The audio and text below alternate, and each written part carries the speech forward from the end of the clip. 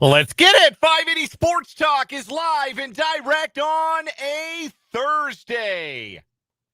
Greetings and salutations. Thanks so much for being with us on the Sports Voice of Kansas, 580 WIBW, FM 104.9, online at 580WIBW.com, and in living color on our YouTube channel, 580 Sports Talk, and our Facebook page, WIBW News. However, wherever, whenever you're tuning into the program today, thanks so much for being a part of the audience. We appreciate you so much.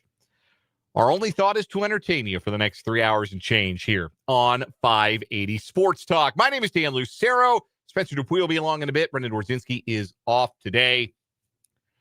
3 hours plus on 580 Sports Talk today. The plus is some overtime ahead of Thursday night football. Yes, the Thursday night game tonight.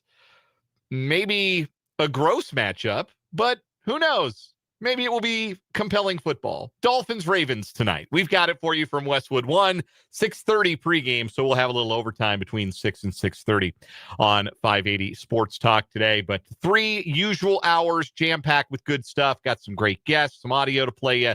Lots of Chiefs talk. It's Bills week. You'd be fired up for this one, right? Like, regular season is what it is. And you get fired up, I think, to a certain degree for every game. It's the scarcity factor, right? Like, there's 162 baseball games. There's 82 basketball, 82 for now hockey games. Football, because of the scarcity, because you got all week to wait for it, you always get up. But this one, this is a circle it in red kind of game. And it's become kind of an annual part of the schedule, just the way the schedules tend to shake out. We get the Chiefs and the Bills in Orchard Park on Sunday. We have plenty to discuss with regards to that game on the program today. Specifically, why is it that the Bills own the Chiefs in the regular season and the Chiefs own the Bills in the playoffs? Josh Allen's 4-1 against Patrick Mahomes and the Chiefs in the regular season. He's 0-4 against him in the playoffs. Now, it's fun to point at, intangible stuff. Josh Allen doesn't have the chest to win in January. He's not made of the kind of stuff that Patrick Mahomes is made of. Maybe there's some truth to that. Maybe there's not. Allen's numbers individually are actually better in the playoffs than they are in the regular season. Like, production-wise, he's been better in the playoffs than he has in the regular season against the Chiefs. But we'll point to the one stat from last year and the regular season meeting between the Bills and the Chiefs and the playoff game between the Bills and the Chiefs. There's one very obvious stat that shows, I think, why the Bills have had the Chiefs number in the regular season, but the Chiefs have turned the tables in the playoffs. And then the question that stems from that, can the Chiefs afford a regular season loss to the Bills? They've been able to shrug it off in past years. Okay, well, they got us. All right, see you in January. Can you afford that this year when you're playing catch-up in the AFC standings? We'll get into that a little bit. Also, with Isiah Pacheco out of practice for a second straight day, looking more and more like he will not go on Sunday. Again, I don't rule players out. The injury report does. Adam Schefter doesn't rule players out. The injury report rules players out. So I won't say never until the Chiefs do, but it's not hard to read the writing on the wall that Isiah Pacheco is probably not playing on Sunday. So what does the Chiefs' run game look like, and how much of a running game presence are they going to need against a Bills team that so far this season has been pretty bad against the run? We'll get into the options the Chiefs have at their disposal there. And which Bill, other than Josh Allen, scares you the most in this matchup? Which Bill are you most leery of having a big game on Sunday? Josh Allen accepted because he's the quarterback. Oh, which Chief are you most afraid of? Mahomes. Of course. Of course you're most afraid of Josh Allen. He's unbelievable. But I'm talking about the other guys. Who are you most concerned will have a big game against the Chiefs defense? We'll discuss that a little bit later on. We got some Chiefs audio from the podium today. Both of the coordinators spoke. It's Thursday of game week. So we heard from Steve Spagnuolo. We heard from Matt Nagy. And you will hear from Spags and Nags later on in the program today. We'll play that in the bottom of the 4 o'clock hour. And it's a Thursday during the regular season. You know what that means. The great Mitch Holthus will join us at 5:25 today. The voice of the Chiefs will check in and give us his outstanding insight into this Chiefs-Bills matchup. Mitch Holthus, 5:25 today. Also joining us live on the program today, Rick Peterson of TopSports.news for the local sports spotlight. Excited to have Pistol on for another week, previewing playoff football in the state of Kansas. Week number 9 this week. Our 580 Preps game of the week coming up tomorrow night on our sister station, Country 106.9. Washburn Rural hosting Wichita South. We got 6A playoff action from Bowen Glaze Stadium. Washburn Rural and Wichita South coming up tomorrow night on the program, on our 580 Preps game of the week over on Country 106.9. Got an autopilot there. My apologies. So we'll talk about that with Pistol, as well as get a preview of the Washburn basketball season. Washburn men tip off on Saturday. I will be in sunny Lakeland, Florida for the tip-off of the Washburn basketball season. Don't ask me how I drew that assignment, but that's where I'm headed for the weekend. 76 and sunny for the record, not to brag. I will be there as Washburn takes on Augusta University on Saturday and then Dallas Baptist on Sunday in a matchup between the number 2 and number 3 ranked teams in Division II men's basketball in the preseason NABC poll. Washburn number 2, Dallas Baptist number 3. Saturday's game on woosports.com, an online exclusive. Sunday's game will be heard on your home for the Ichabod's Country 106.9. We'll set the table for all of our broadcasts on tomorrow's show as we typically do. Want to hear from you throughout the program today, of course. 785-272-9429. That's 785-272-9429. You can also interact with us in the chat on our YouTube stream. 580 Sports Talk, name of the channel. Like and subscribe. We're 42 subscribers shy of 580 Sports Talk Karaoke. Who will be the hero that gets this one closer today? Will it be you? I bet it will be you. Go ahead and subscribe. 580 Sports Talk on YouTube. And hop in that live chat while you're watching the program. See Vance, Mark, and Andrew in. Great to see all of you in the chat today. Looking forward to hearing from more of you as we go along on this Thursday edition of 580 Sports Talk. And oh yeah, we got our regular shenanigans. We got either or over under. We'll do our headlines, including a playoff roundup.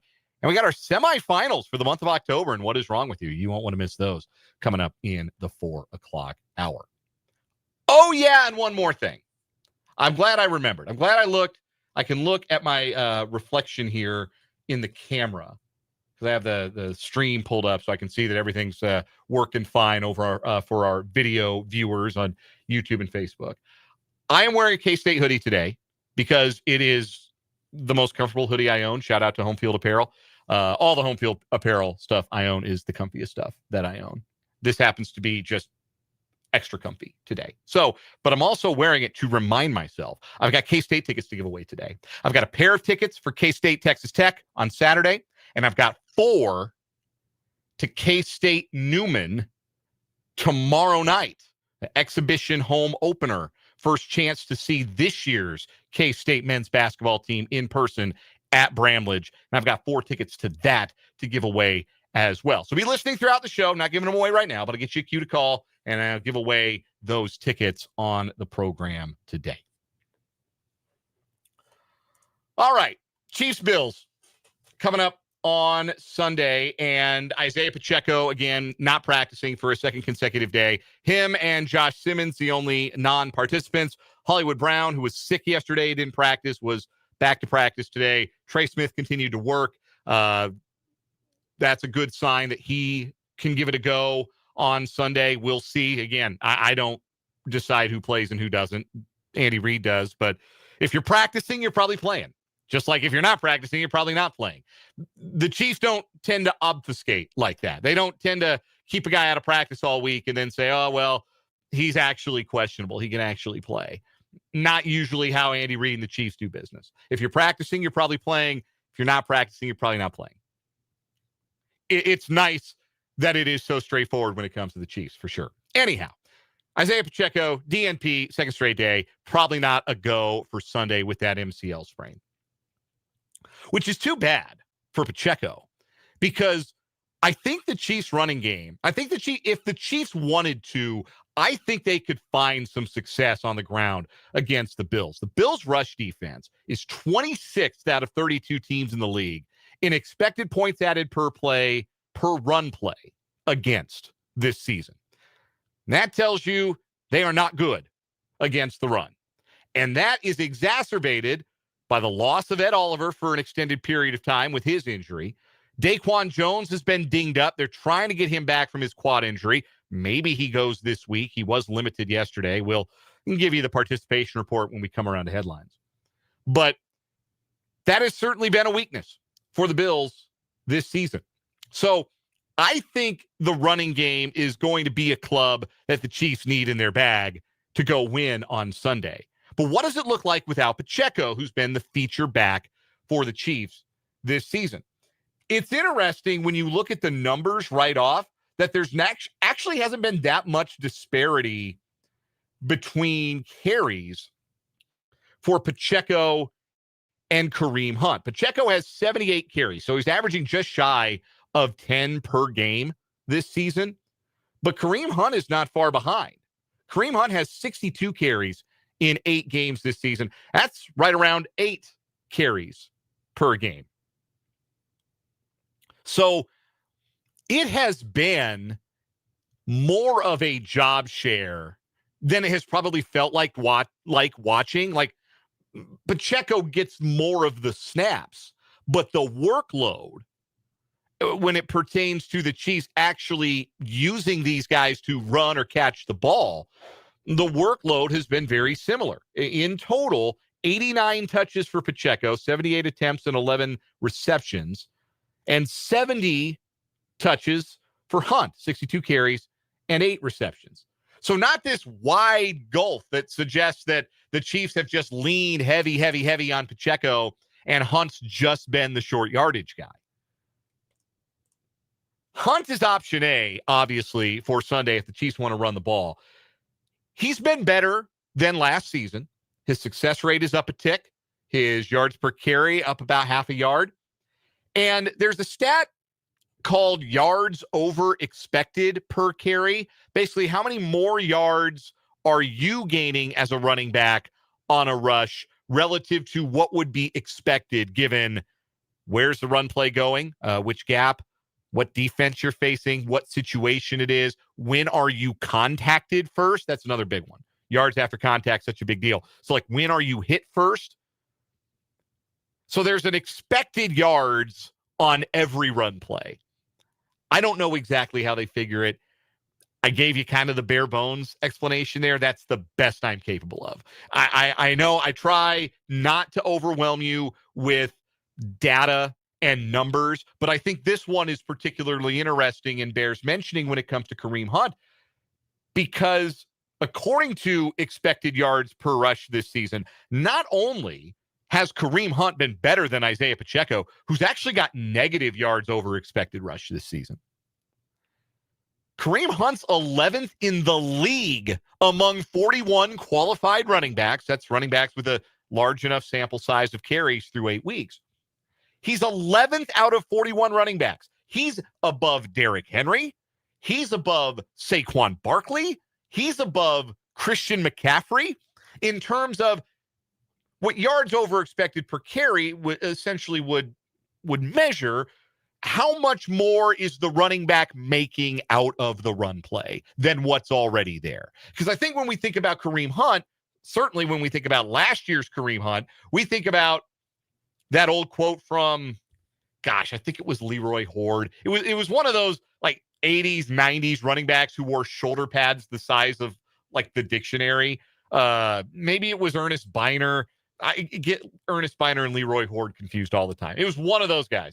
Maybe it was Biner. But anyway, the quote was, you need a yard? I'll get you 3. You need 5 yards? I'll get you 3. That was Kareem Hunt last year, right? He would get what the play asked him to get. He would get what the play, the blocking, and the scheme allowed for. This year, he's actually outdoing that. I think having had a full training camp and another year removed from that hernia probably has him maybe a little more spry this season. Certainly not back to what he was as a younger player, but are we seeing a better Kareem Hunt right now than we saw in 2024? I'd say yes.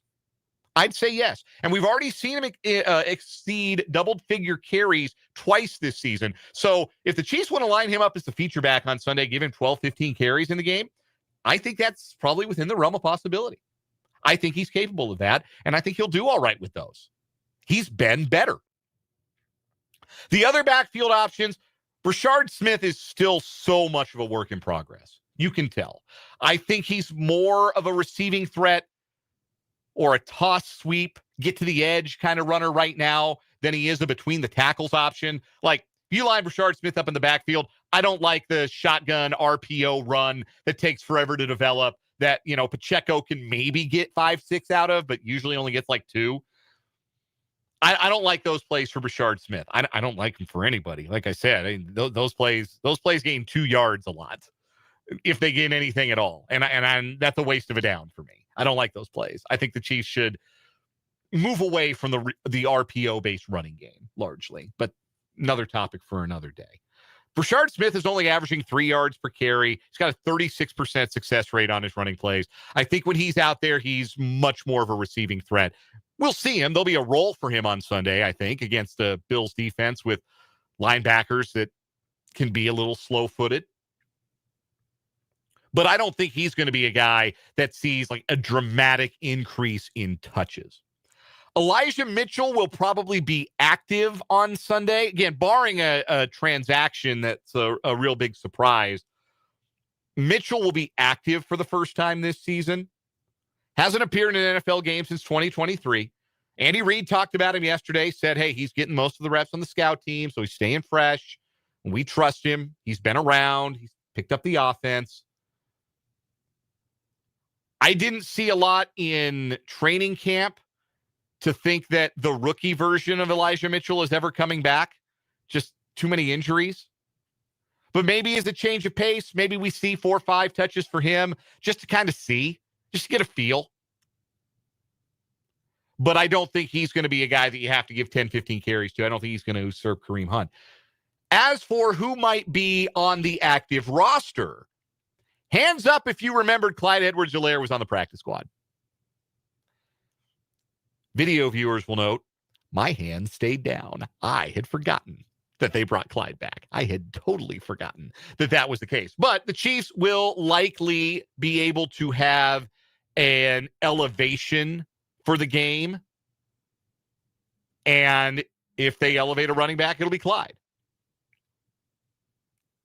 I can't imagine he touches the ball or sees the field, but that's an option. An option. It exists. The final thing, though, and one that I'm really intrigued by with this Bills defense, especially because I think this Bills team is going to be very aggressive coming off the edges with Greg Rousseau and Joey Bosa and Larry Ogunjobi as an interior rusher. You can kick outside. Michael Hecht is back in the lineup. He's been an effective pass rusher in his career. I think those guys are going to be coming down the line hard at Patrick Mahomes. I think it's going to be an aggressive group trying to generate some pressure and generate some havoc for the Bills. They'll be keyed up. They'll be fired up. It's a big game for them. They always treat it like one.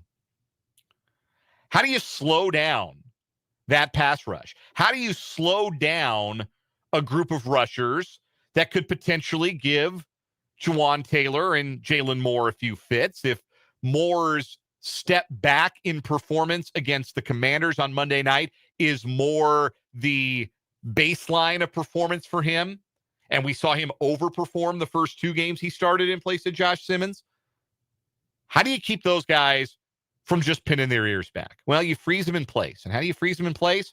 Get guys to the perimeter. Run around them. I think pre-snap motion is really vital against guys like Bosa and Rousseau.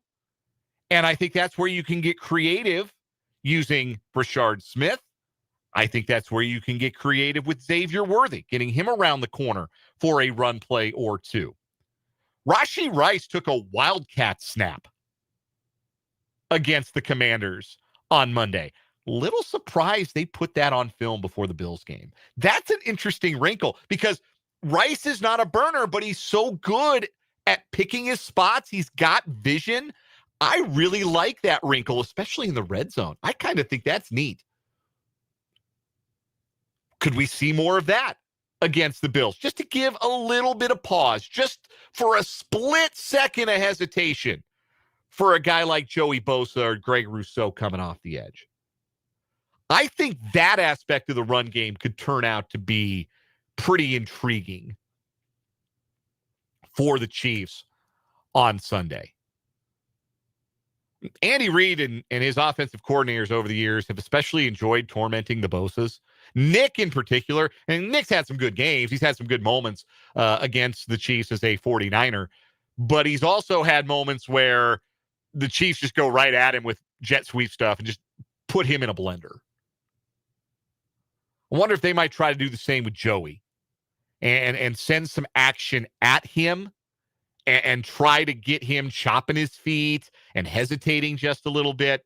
I think that aspect of the Chiefs offense, the horizontal running game, if you will, I have a feeling that's going to be impactful on Sunday, that the Chiefs might look to that a little bit more to replace some of the, pun absolutely intended, some of the pop that Isiah Pacheco is capable of giving you on the ground. But if it's a steady diet of Kareem Hunt, that can work too. That can absolutely work. We'll take our first break here on 580 Sports Talk. When we come back, the Big 12 Conference released their men's basketball media preseason poll today. Sure, you want our opinion in basketball, not in football, but basketball, you want our opinion. Anyway, we have it out. I can tell you how I voted and what I think. Then we're going to talk to Rick Peterson at TopSports.news for the local sports spotlight. Nagy and Spags later on. Mitch Holthus at 525. Jam-packed show today. Glad you're here on 580 Sports Talk.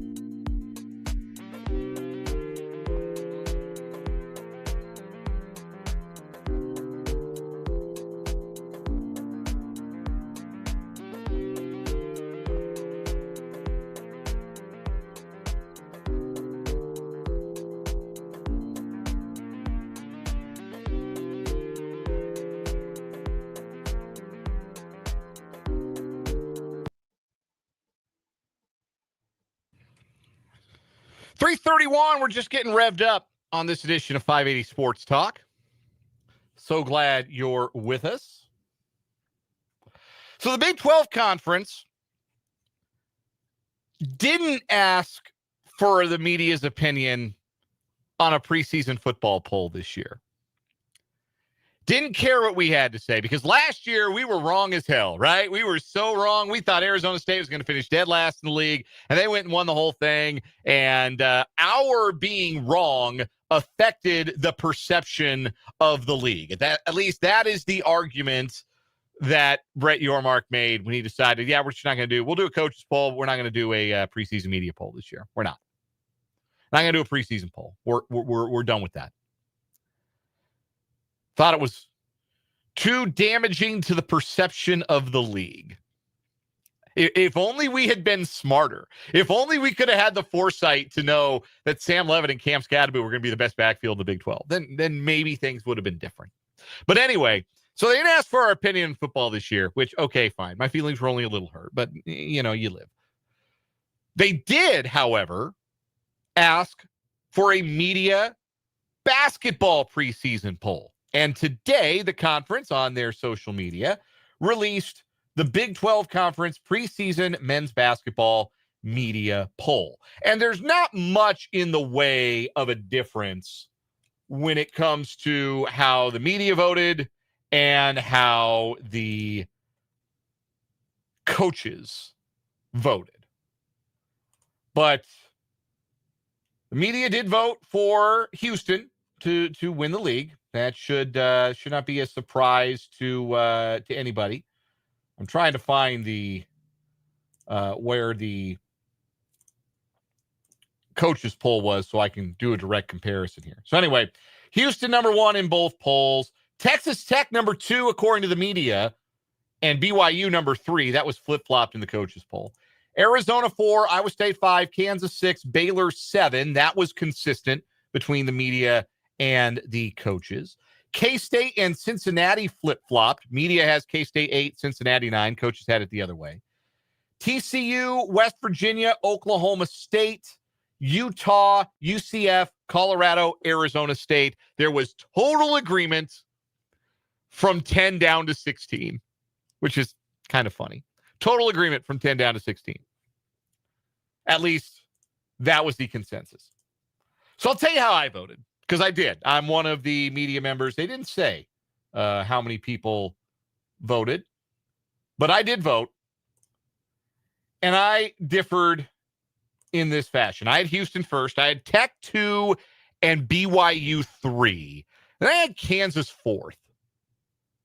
I really think if Darren Peterson is as good as they say he is, B, Bill Self says he is, and C, as he looked in that first half we saw of him in a KU uniform against Louisville, then that's one of the best players in the country. And I have a hard time believing you're going to have a first-team All-American caliber player and not be a top 4 team in the Big 12.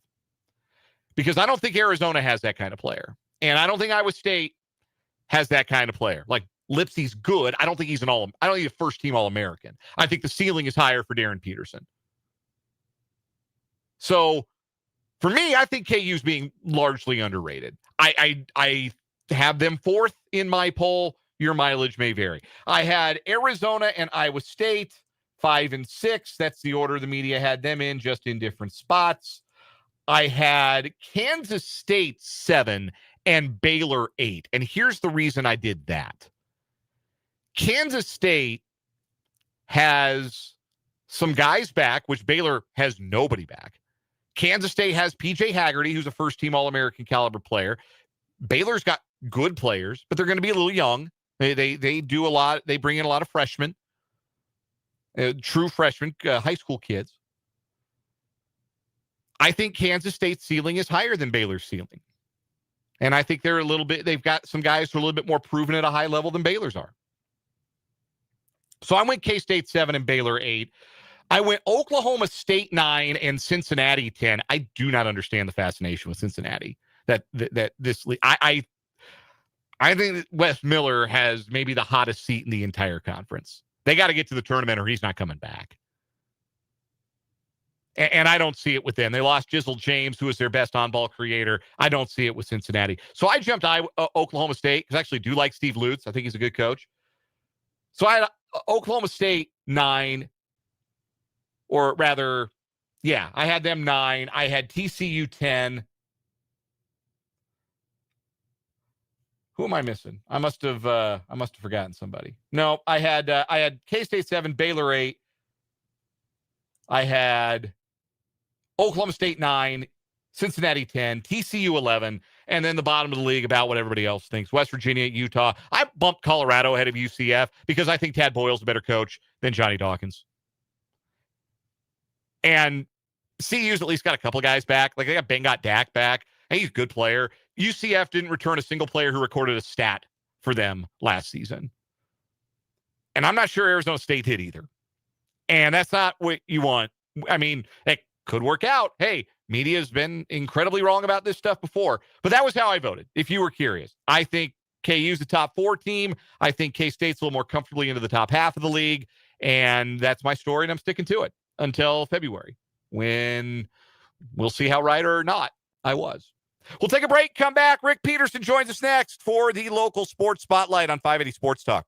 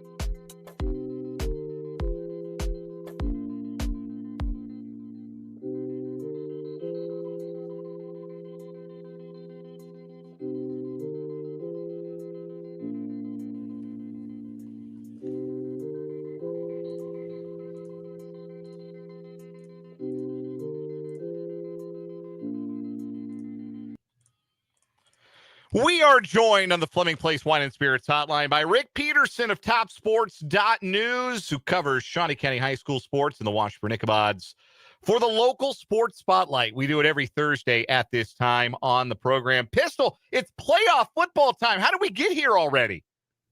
Yeah, I tell you what, it seems like the fall went quick, but I always get excited for playoff time. I certainly do as well. Before we get to playoff time, one great story coming out of week number 8 in local high school football. The Highland Park Scots winning a league championship for the first time in that program's history. They went out and beat previously unbeaten Washington out in KCK to take home the Meadowlark Conference Championship for the first time since joining that league in a year that started in a tumultuous fashion with that fight that occurred in their week 3 game against Schlegel. That team decided, Jermaine Monroe and that bunch of seniors and juniors decided they weren't going to be defined by that night, and now they're defined as league champions. That's a pretty great way to finish that regular season for them. Yeah, most definitely, and that surprised me a little bit. Not that they won necessarily. I thought they could beat Washington, but they just took control early. And Washington, to their credit, made a late run, but they couldn't overcome that early deficit when the Scots really put on. Gianni Montgomery, 14 carries, 192, 5 touchdowns. That's a pretty good night. Let's start there as we take a look towards this weekend's playoff action with week number 9 games across the state and, of course, the county as well. Highland Park is at home against DeSoto. That's a really good program, DeSoto, consistently a winner in the United Kansas Conference. Can Highland Park hang? Because that has been the question about those Meadowlark Conference teams when they get to facing teams from the UKC or the EKL or different leagues like that. Can Highland Park hang for 48 minutes with that DeSoto team? Do they have the athletes to do it? Well, that's the key. I mean, and I think 2 keys. One, it would certainly help if they could get off to a good start and show they can play with the Wildcats. And then also, hey, just try to take it into the fourth quarter. If you can stay in the game and take it into the fourth quarter, you always got a chance. So I think, but it's a tough draw. No doubt about it. DeSoto has been doing this for a long time now. Let's take a look at the other playoff matchups. We're talking to Rick Peterson of TopSports.news. This is the local sports spotlight, talking Shawnee County High School sports and the Washburn Ichabods here on 580 Sports Talk. Our 580 Preps game of the week this week, 6A playoff action. Washburn Rural at home against Wichita South in the 6A West bracket. Tough finish to the year for the Junior Blues. They lost to both Junction City and Manhattan. They lost their quarterback, John Hoytel, who won't play on Friday against the Titans. What do the Junior Blues have to do to rebound from those 2 losses in a row to end the season and get right and advance in the playoffs? Take care of business. I think they're the favorite there. I think they just need to do what they do. I think they probably need to pound the ball at Wichita South with Jaden Baum and TJ Benecue, and then mix in some passes. But I think they just need to use those last 2 games against really good teams to show that they're the better team here. Moving to 5A, Seaman has a long bus ride in front of them tomorrow in the 5A West bracket. They head out to Liberal. Seaman finished with a 3-5 record, dropped some close games, lost 3 in a row to close out the year. But can they pick up the pieces? Can they go get a road playoff victory in that bracket? What will they have to do to get it? I think they definitely can win this game. And I think with the great passing attack led by Cale Ketter and then a good running attack and several really good receivers, I think they can do that. They're going to have to shake off the considerable road rust after that long trip. Yeah. But hey, if you're going to make that long a trip, you certainly want to come back with a win. Yeah, you don't want a silent bus all that way back home. That's no fun at all. Also in 5A, but over in the Eastern bracket, Shawnee Heights takes on St. James Academy. And Shawnee Heights finished the season on a 3-game winning streak and got their defense in order for the first time all season over the course of those 3 games. With the new improved defense with Aiden Scott at quarterback, how realistic are their upset chances against the Thunder? I think they can score with anybody. So they're going. I really think they'll score some points. I just think, if the defense continues to play like it has the last 3 weeks, I certainly think they can stay in that game and give themselves a chance. Again, another tough matchup. I mean, they had a tough draw, but when you can score some points, and with Aiden Scott and those receivers, I think they certainly have a chance. Rick Peterson, our guest of TopSports.news, joining us for the local sports spotlight here on 580 Sports Talk. In Class 3A, Hayden's got the number 1 overall seed in the Eastern bracket. They take on Columbus tomorrow night. That is a 6 o'clock kick. Most playoff games kick at 7, but that game against Columbus will kick at 6. Who do you see as the biggest threats to Hayden making it to a 3rd straight state title game out of the East? I think Hayden is going to be a considerable favorite in every playoff game they play until they get to the championship game. So if Hayden just does what they've done all year, I think they're headed to a 3rd straight state title game. Number 1 overall seed again in 3A. Moving out into the county a little bit, in Class 2A, Silver Lake's got St. Mary's tomorrow night, and the Eagles haven't made it out of regionals in Logan Pegram's first 3 years at the helm. That's a program, of course, that is used to those deep playoff runs, and a lot of times it's been a team that they beat in the regular season who's tripped them up in the playoffs. Well, they beat St. Mary's earlier in the regular season. Now they play them again tomorrow night. What do the Eagles have to do? They feel like a team to me, Pistol, that's getting better as the year goes on, as you'd expect with a team with a freshman quarterback. A very good point, Dan, and that's the thing. The two losses they had early were to very good programs. So then, since then, they've ran all 6 in a row. They beat St. Mary's 21-6 the first time they played them, and I think they're really getting better. They got a very good freshman quarterback in Kip Screwer, but then they also got Dane Johnson, who I think is one of the absolute best receivers in the state, any class. So I think him and those other good skill players for the Eagles kind of help Kruger out a little bit too. In Class 1A, Rossville has had a terrific season so far. Of course, we all remember last season in the sectional round, their stirring come from behind victory over Jackson Heights. Well, those two programs are on the opposite sides of the bracket this year, the same half, but opposite sides, meaning we wouldn't see a rematch between the Bulldogs and the Cobras until Sub-State. How realistic is it that that's what we get with those two teams having the seasons they're having in 1A? Well, I haven't followed Jackson Heights as close, but Rossville, I really like the way they play. I really like the way they mix it up between the pass and the run. Mitchell, their quarterback, is a very good both passer and runner. They got 2 great receivers in Cameron Miller and Jack Donovan, a good running back in Connor Bush, and then I think their defense is very good. And so I think they can make another deep run, and I really expect them to. Rick Peterson joining us here on 580 Sports Talk. This is the local sports spotlight. Let's pivot real quick to some other high school sports. A good night to start regional playoff action on the soccer field locally is Shawnee Heights, Washburn Rural, Care Paravel, and Topeka West all advanced to regional finals. What are the chances those 4 teams could see things through and maybe get to a Final Four? Well, first of all, Dan, it was not a good night Tuesday for soccer. It was awful, and I can give you a firsthand account of that. But no, hey, the bottom line is the local teams handled the elements and they advanced.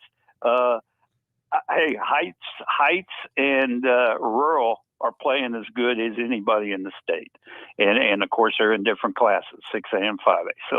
So I think they're really good. West is really playing well and got a little bit of a bugaboo off their back last week because that was the Hayes team that had knocked them out of the playoffs last year. So they came out and just smoked them early and won 6-2.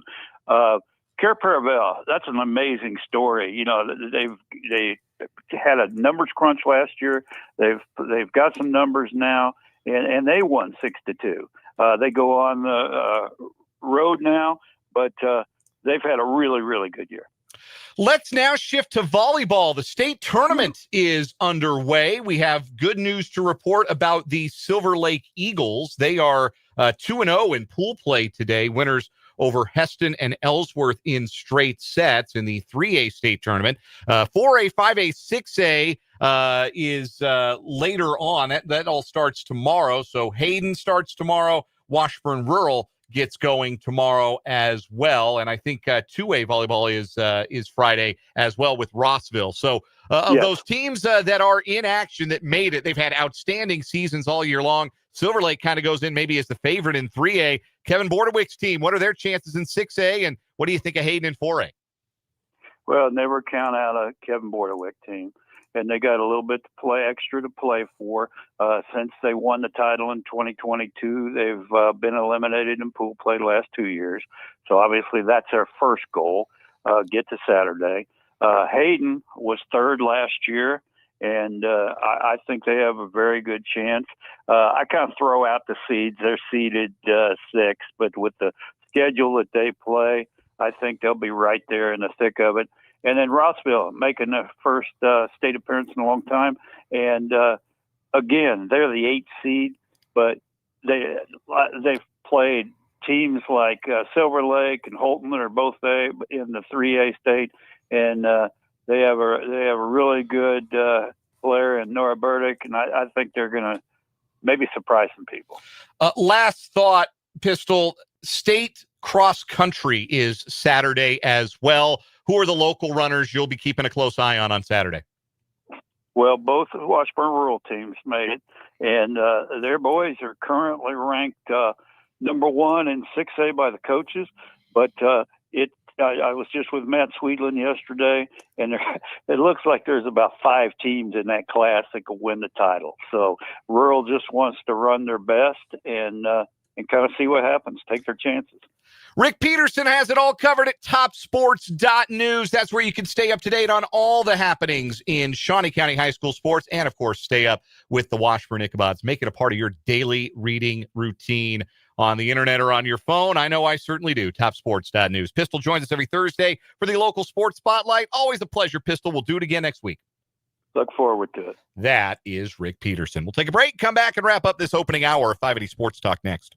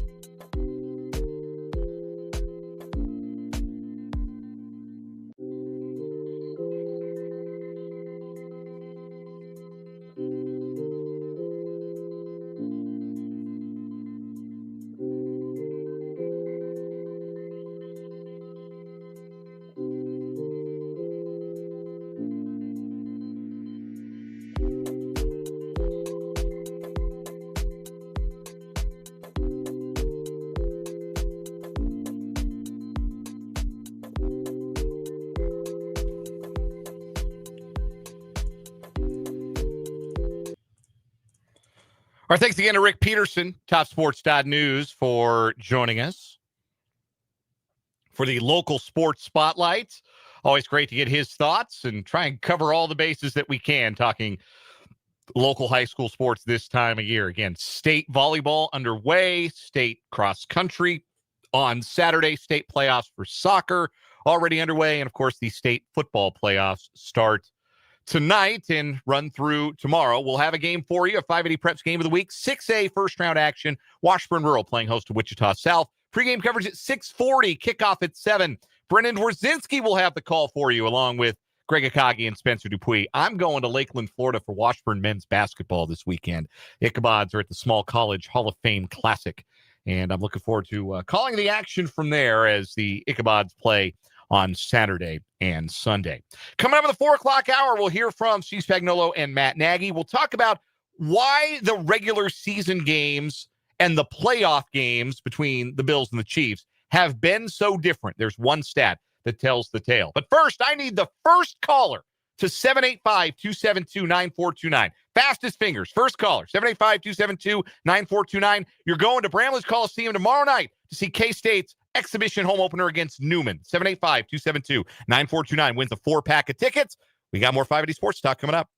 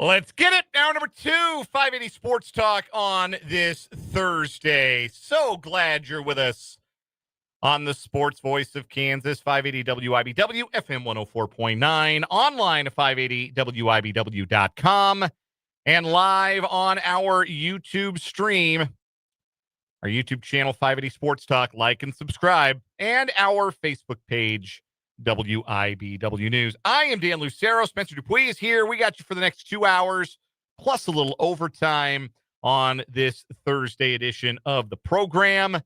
Lots more good stuff to get to as we go along. So thanks for being with us. Hope you're enjoying your Thursday, grinding your way through it. Hope we're helping you through it here on 580 Sports Talk. Coming up later in the hour, we're going to do our October semifinals of What Is Wrong With You. That's right. We are down to 5 stories from the month of October. We're down to just 2 days left in the month. We've got our play-in winners, including yesterday's short week champion. We've got our 3 full week champions. And I got to be honest with you, there were some times this month where I thought, man, I don't know about some of these stories. I don't know about the quality of the stories in October. Sometimes you don't get a great month. Sometimes you get a month where there's one real clear favorite. And some of them, some of them are relative to some of the great stories we've had. Like, they can't all be like the yearly champions, right? They can't all be the number one. The best baseball players only hit 300 if they're really good. Yeah, and not every baseball player can be Shohei Ohtani, right? Yeah. So we got to the end of this month, and I look at these 5 stories, man, they're all good. Like, we got some good weekly winners, and I have no idea, as I'm sitting here looking at the 5 stories in advance, I have no idea who's going to win the month. So that's fun. We look forward to bringing you the semifinals and What Is Wrong With You. We've also got Chiefs coordinator audio. Steve Spagnuolo, Matt Nagy spoke to the media. That's usually the order that we bring it to you, because that's the order of who takes the podium at One Arrowhead Drive on Thursdays during a regular game week. So you're going to hear from both Spags and Nags later on. They do call him Nags. I don't know if they call him Nags because they call Steve Spagnuolo Spags and it just rhymes or fits that you call them both. What do you call Toby? Tobes. Tober. It's the hockey thing, right? Like, hockey nicknames are all like the same. They either end in an EY or an S or an ER. That's it. You're either like Dougie, Dougs, or Duggar. Like, that's it. Like, those are the Chicky. Those are the only nicknames. Chicky. Those are the only nicknames. So, did you know that Dave Tobe's son is on the Commander's staff? I did know that. I learned that last week. Let me say that. I know that because I learned it last week, along with probably a lot of people. What is he, like, quality control or? Yeah, so he's up in the booth. So he was like waiting to find his dad after the game. Huh. Which was funny. Yeah, that's a fun little deal. Yeah. It's staying in the family. Yeah, that Dave Tobe did speak to the media earlier today, but we won't hear from him. We'll hear from Spags, we'll hear from Nagy. Chris Jones, you'll hear from in overtime. You hang around for overtime before Thursday Night Football tonight, you'll hear from Chris Jones. He I don't know if you listened to it. I haven't yet. He walked into Fate of Ophelia playing on his phone. Oh, did he? He had the Taylor Swift going? Yes. And then it's a great, team vibes are one great. You're doing great when you only ask like 2 or 3 questions about actual football. And then somehow he starts talking about Steve Spagnuolo's wife's cooking. Yes. It's well known that Mrs. Spags can put it down. Yes. In the kitchen. It's well known. And that Chris Jones in particular is a big fan of her culinary styling. Yes. So yeah, that is exactly right. Like, when things aren't going well, when you're 0-2, guys are mumbling through press conferences. When you've won 5 of 6 and you're going into another big game, it's good that it's loose. Like, you'd rather. He's blasting Fate of Ophelia and happy that his best buddy Mike Pennell is back on the team. Oh yeah. Chris Jones in a great mood. He's in a good place. He's in a great mood. Where do we come down on Fate of Ophelia as a song? Because I don't know. I'll be honest. I've heard it. Like, my wife listens to Top 40 on the radio. So if I've ever got her car to like run an errand or something, like it might be a hot AC station might be on. And I've heard the song a couple times. And I think it is a good pop song. Like, I don't have particularly strong opinions about most of Taylor Swift's musical discography. Like I can't give you like a long list of songs by her that I have an opinion about, but I heard the song, like, it's a good pop song. Like I think sometimes her songwriting has left a little to be desired with this album, but I think the single's fine. Like, it's a good pop song. Like, if it were like Taylor Evans and a debut song, you'd be like, oh, this one's going places. But it's Taylor Swift. She got loftier expectations. So he apparently, when Travis scored the touchdown, he did the move from the music video. I'll have to take your word for it. Because there's a shot of Taylor up in the box looking at Bree like, oh my gosh. That's funny. I'm not watching the music videos. Like, I gotta draw the line somewhere. I'm not. I just, sometimes it comes up on the algorithm. Well, I'm not accusing you. Just so we're clear. It comes up on the algorithm these days when sure. Blame the algorithm. House. Sure. Anyway, we want to hear from you. 580 Sports Talk on YouTube. Hop in the live chat. Say hello. Give us your thoughts, your comments, your questions. Interact amongst yourselves and with your hosts as we go along. Again, 580 Sports Talk on YouTube. And go subscribe to the channel if you haven't already. Doesn't cost you anything but a click. You can also text the show, 785-272-9429. That is 785-272-9429. I want to start the hour talking more about the Chiefs and the Bills on Sunday. Of course, tomorrow we'll have our full preview show, keys to the game. We'll have our predictions, big Chief picks, all that good stuff. Matt Derrick will come on and preview the game. So we got a lot more Chiefs-Bills preview to come. I won't be on the show tomorrow. I'm taking tomorrow off. I'm going to Lakeland, Florida, and I'm going to take tomorrow off before I head out there for Washburn basketball. Yeah, I was going to say, you're going to Lakeland or you're going to Florida to work. Yes. No, it's not a pleasure cruise. Like, I'm not packing a swimsuit. I could though. It's 76 and sunny both days. I checked. Anyway, so I won't be on the show tomorrow, but we'll do. Brendan Spencer will have you covered, all the usual stuff on a Friday. But can't wait to trash your picks while you're not here. I'm kidding. I still have the phone number. Like, I might be watching on YouTube. I might be jumping in the comments. You do me dirty. Anyway, the Bills and the Chiefs are playing for the 6th time in the regular season in the Allen/Mahomes era. It'll be the 6th time those two quarterbacks have met in the regular season, and it will be the 10th time overall. And right now, the Chiefs have the advantage in these games 5-4, but that is almost entirely because they are 4-0 against the Bills in the postseason. All 4 times the Chiefs have met the Bills in the playoffs, they have beaten them. 2 divisional playoff wins, 2 conference championship game wins. In the regular season, it's a different story. The Bills are 4-1.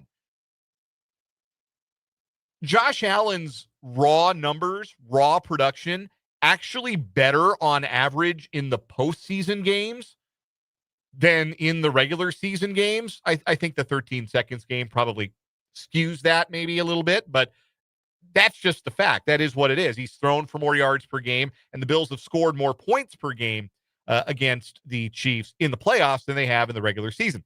The biggest difference has been what the Bills' defense has been able to do against the Chiefs in the regular year. In the regular season meetings, again, the Bills are 4-1 in these games. They've allowed less than 21 points per game, 20.8 in those 5 games. In the playoffs, that number skyrockets. The Chiefs have averaged nearly 35 points per game against the Bills in the playoffs. And there is one very telling stat that we can pull from last season that I think explains the entire discrepancy. Why it is that the Bills seem to come out on top in November or October, but in January, it's all Chiefs. This is the number I'm talking about. Go back to last year, week 12. First loss of the regular season for the Chiefs last year, if you remember correctly. Week 12. Patrick Mahomes in that game didn't play great. He was 23 of 33 for 196 yards. So that's 33 attempts, 196 yards. He did throw for 3 touchdowns, but he also threw for 2 interceptions. In the AFC Championship game last year, Mahomes was 18 of 26 for 245 yards, a touchdown, and no interceptions. According to expected points added per dropback. That is expected points added every time, not every pass play. That'll be important in a second. Not every pass play, but every time Patrick Mahomes dropped back with the intent to pass. His expected points added per play against the Bills in the AFC Championship game was the best in a single playoff game in his entire career. Yes, he was better in that game by this particular metric than he was in the 13 seconds game. The 13 seconds game is his fourth best playoff game in his career. The 2020 AFC Championship game, which was against the Bills, is the fifth best playoff game of his career in that metric. So Mahomes played a lot of playoff games. It's a big sample size. 3 of his best ever playoff performances have come against the Bills. Number 2, for the record, if you were curious, divisional round against Houston in 2019, the comeback, and I think it's the AFC Championship game against Tennessee that is 3rd. So he was unbelievable in that playoff run. You guys all remember. But the passing numbers aren't what I'm interested in here. Last year in the AFC Championship game, Patrick Mahomes ran the ball 11 times for 43 yards and a pair of touchdowns. It's a big part of the reason why he added so many expected points per drop back, because a lot of those were not designed runs. In the regular season, Patrick Mahomes against the Bills did not record a rushing attempt. Not one. No scrambles, no design runs, no kneel downs, 0 rushes for 0 yards in the regular season.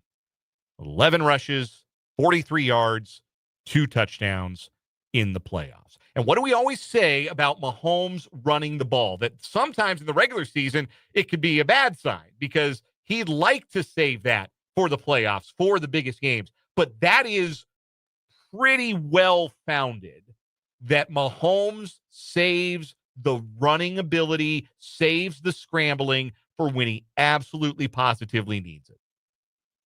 And he didn't do it all in the regular season against the Bills last year. And the Bills won that game. And they did a bunch, 11 times against the Bills in the conference championship game. And the Chiefs went to the Super Bowl, and the Bills went home early. Do the Chiefs slow play these regular season meetings with Buffalo? You never get him to admit it on the record. But I do think, particularly I think since 2019, and since they, let's go back to 2020 when they saw him in the AFC Championship game for the first time.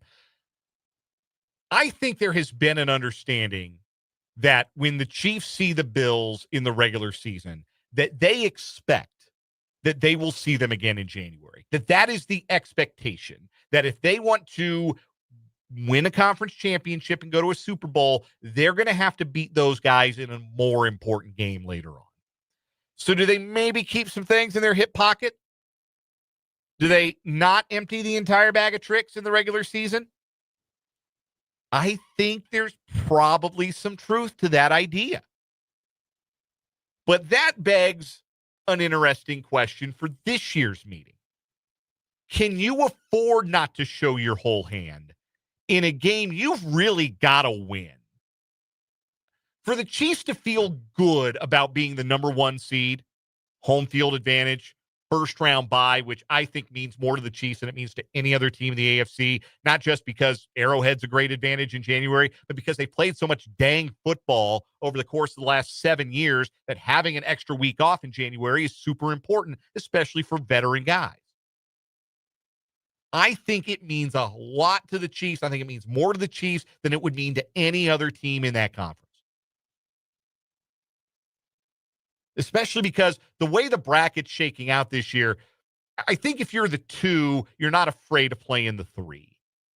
I don't know that we're going to have a playoff bracket this year like we did a few years back where it was, man, you really want the 1 because you would rather only have to beat Buffalo and Cincinnati and not beat them both. That would have been 22 would have been the example of that when Cincinnati was the defending conference champs and they had to go to Buffalo. Obviously, that was the whole DeMar Hamlin situation where the Chiefs got the 1 kind of on the tiebreaker on the technicality. but you really wanted the one that year because you didn't want to have to beat two of those teams. You wanted one of them to take the other out before you got to the conference championship. I don't think you feel that way about the AFC this year so much. But I think the Chiefs really, really want and really, really need the 1 seed to give themselves the best chance of making another run to the Super Bowl. And with 3 losses already, as we've been over, the Chiefs can't take seeding for granted. Hell, they really can't even take the division for granted with Denver sitting at 6-2. And they can't afford to give away a game because they weren't willing to put all their cards on the table. The other part of this, too, Mahomes and the offense have been in killer mode for the last month and change. Why at this point would you take them out of that? If you're Matt Nagy, if you're Andy Reid, if you're Patrick Mahomes, why would you let off the accelerator? Why wouldn't you stay? And this is the abbreviation of the slogan that is being used by the Chiefs, reported by Jesse Newell of The Athletic. Why wouldn't you stay AAF? That's a new one. They've added the new one. Why wouldn't you remain aggressive as fudge? I didn't know they added that. They did. Yes. There's that was actually before Everybody's Got to Eat. Oh. Yeah. That was before. That was kind of in-house.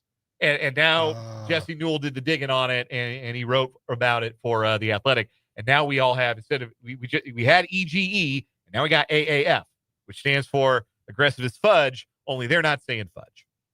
Anyhow, why wouldn't you not remain aggressive as fudge against the Buffalo Bills with a game that means this much? This is, I think you can argue, the most important of the regular season meetings between the Bills and the Chiefs.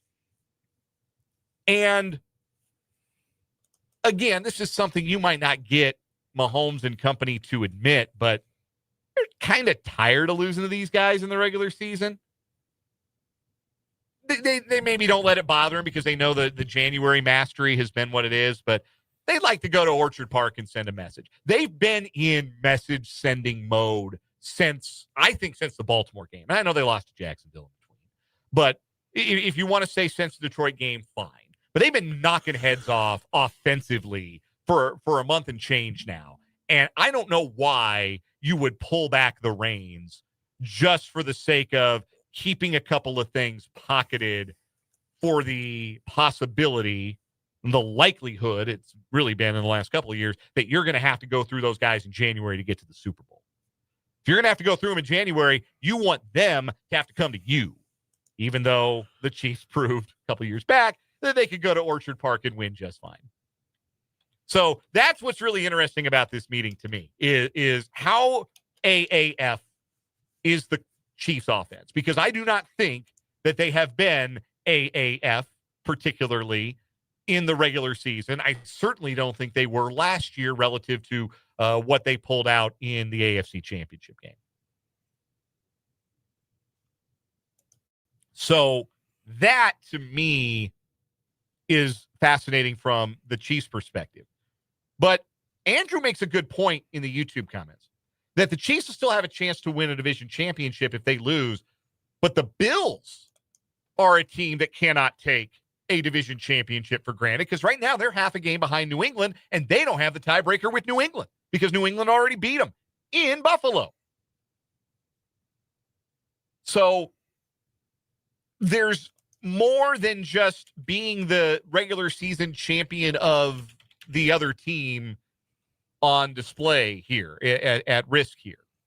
And then even the bigger picture, Paul points this out in the YouTube chat, the bigger picture is that the Colts only have 1 loss. And if the Chiefs lose, they're 3 games back of that number 1 seed. Now, again, the Colts, they're 7-1, and they're breaking necks and cashing checks. And I want to be respectful about that. But nobody is going to be scared of having to go to Lucas Oil Stadium in January and beat Daniel Jones in a playoff game. I do not think that is, man, we can't let those guys get the 1 seed. No, you want a higher seed than Buffalo, so if you got to play them as the 2 and the 3, you'd rather that be at Arrowhead than Orchard Park. You'd rather not play back-to-back road games if you can avoid it. But yes, the chase for a number 1 seed gets substantially more difficult for the Chiefs in particular if they lose on Sunday. So, I mean, we talked about this last week, earlier in the week. The Chiefs really have to win out. I don't know that they have to win out, but they can't lose twice. Yes. I can tell you right now, 5 losses is not going to get it done. So they can't lose twice. I mean, that Christmas Day game right now with the Broncos looms really large. Well, they got to play them before that. I mean, they got to play them right after the bye. The first one in Denver is going to be huge here in a couple of weeks. But yeah, it's not quite like the line that Dan Fouts keeps saying in The Waterboy. Last game of the season, can't hold anything back now. We're not quite at the last game of the season, but Dan Fouts is right in the second part. Chiefs can't hold anything back on Sunday. We'll take a break. We'll come back. We got our October semifinals of What Is Wrong With You, and then we'll hear from the Chiefs coordinators coming up on 580 Sports Talk.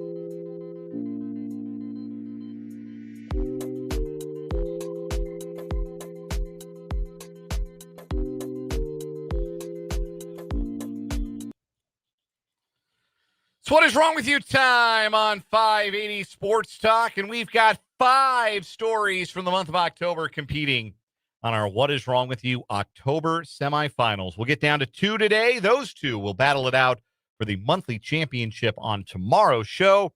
And the champion there will move on, be our 10th entrant into the Tournament of Failed Champions in December here on 580 Sports Talk. Our play-in matchup, the 2 short week winners. Yesterday's champion. This one's on Slim Shady, the woman who dined and dashed in Silver Springs, Maryland, and claimed that her husband, Eminem, it was in Florida, was going to pay the bill. Florida. Also is not married to this woman. Yes. Like, I don't think that the larger point of dispute is where Marshall Mathers lives. It's that he is demonstrably not married to this woman, this 54-year-old woman who said, yeah, it's all good. Slim Shady's got this. He's got this under my husband, Slim Shady, will be paying the bill. That takes on do as I say, not as I do. The Nevada law enforcement official who got into an argument with a Las Vegas police officer, called him an anti-gay slur during a heated traffic stop. The law enforcement official teaches a class called Preventing Police on Police Confrontations. So there's the irony element of it, and there's the absurdity of a woman saying, my husband is Marshall Mathers, and he will be paying for my chocolate milk. What did she all have? A chocolate milk, a soda, and 2 entrees at the doggone good diner. I got some flapjacks, maybe a steak. M's got this with that 8 Mile money. All right, who wins the play-in? I think this one's on Slim Shady. Okay, we'll advance Slim Shady on to take on $900 at the Fuddruckers, the Spartanburg County Sheriff, who faces 60 state ethics charges because he spent over $17,000 in taxpayer money on unauthorized purchases. Chuck Wright, the former sheriff of Spartanburg County, spent a lot of money on a lot of different stuff, like 92 packs of cigarettes at Dollar General, $1,300 at the Apple App Store, over $900 at Best Buy, where he bought an iPad, $210 on credit card overdraft fees, $71 at an at-home drug test kit at the CVS, and $5,000 on food, including nearly $900 spent at the Fuddruckers. That's it. That's it. That's the winner there.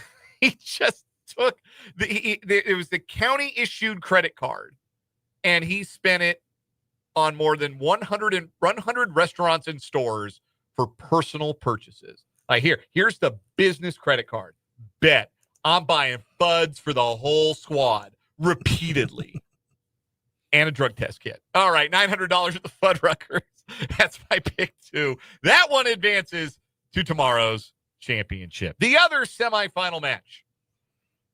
The first story, pimento cheese and a whole lot of whiskey. That was the gentleman who was rounded up by the Texas A&M University Police in Aggie Park in College Station, eating a sandwich and drinking from a water jug of whiskey.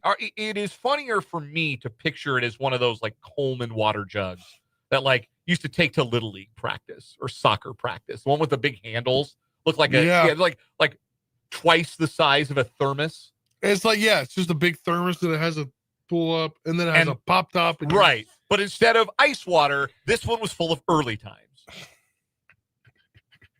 His blood alcohol content was 0.337.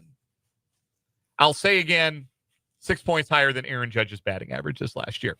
That goes up against no drugs allowed except for all these drugs. The 76-year-old man from Highlands County, Florida, who was arrested with a whole lot of drugs at his apartment.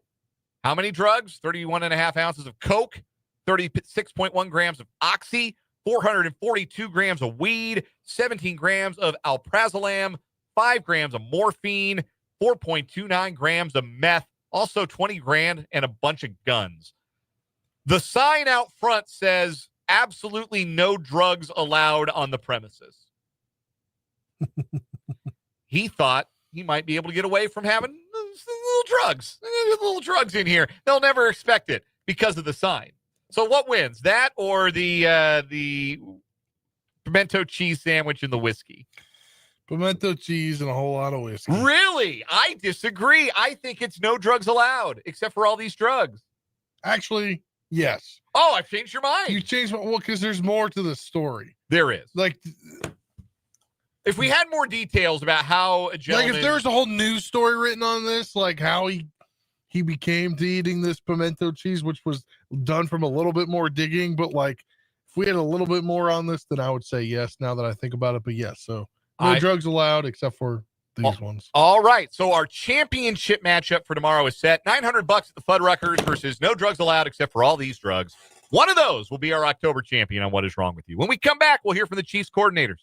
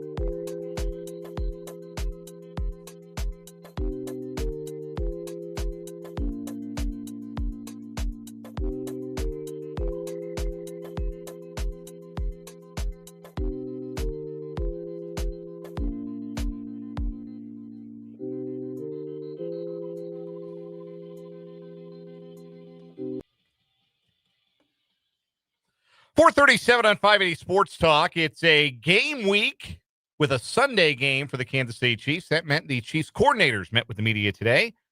We'll hear from Matt Nagy in a bit. First, here's what defensive coordinator Steve Spagnuolo had to say ahead of Sunday's matchup with the Bills. What's the most difficult part of that compared to Josh? Yeah, listen, I'm not sure. I was saying this morning because we're always talking about pass rush lane integrity. There are snaps on here where you can be perfect with that, and he still finds a way to get out. So hopefully the number of those snaps are minimal, and we can find a way either to get him the rushes throw, or if he does decide to scramble, get enough guys around there that the gain he has is minimal. But I think we can be perfect sometimes at what we're doing up front with all of that, even with 5 guys. I see it with 5, people commit 5 rushers, and he has just a real keen sense of finding that little seam. And if he gets past the 4 or 5 that you're bringing, now it's out, and that's where he's really dangerous. How difficult is it to make the decision about whether you spy him or not spy him in a certain situation? Yeah, you got them all. You got, do you rush 4 and one of them's a spy? Do you turn 4 loose? Do you coordinate the pass rush? Do you go 5 rushes? Because there's technically 5 gaps there, rush lanes. I mean, in the past, and most teams do the same thing, you got to mix it up. We're not going to sit in one thing.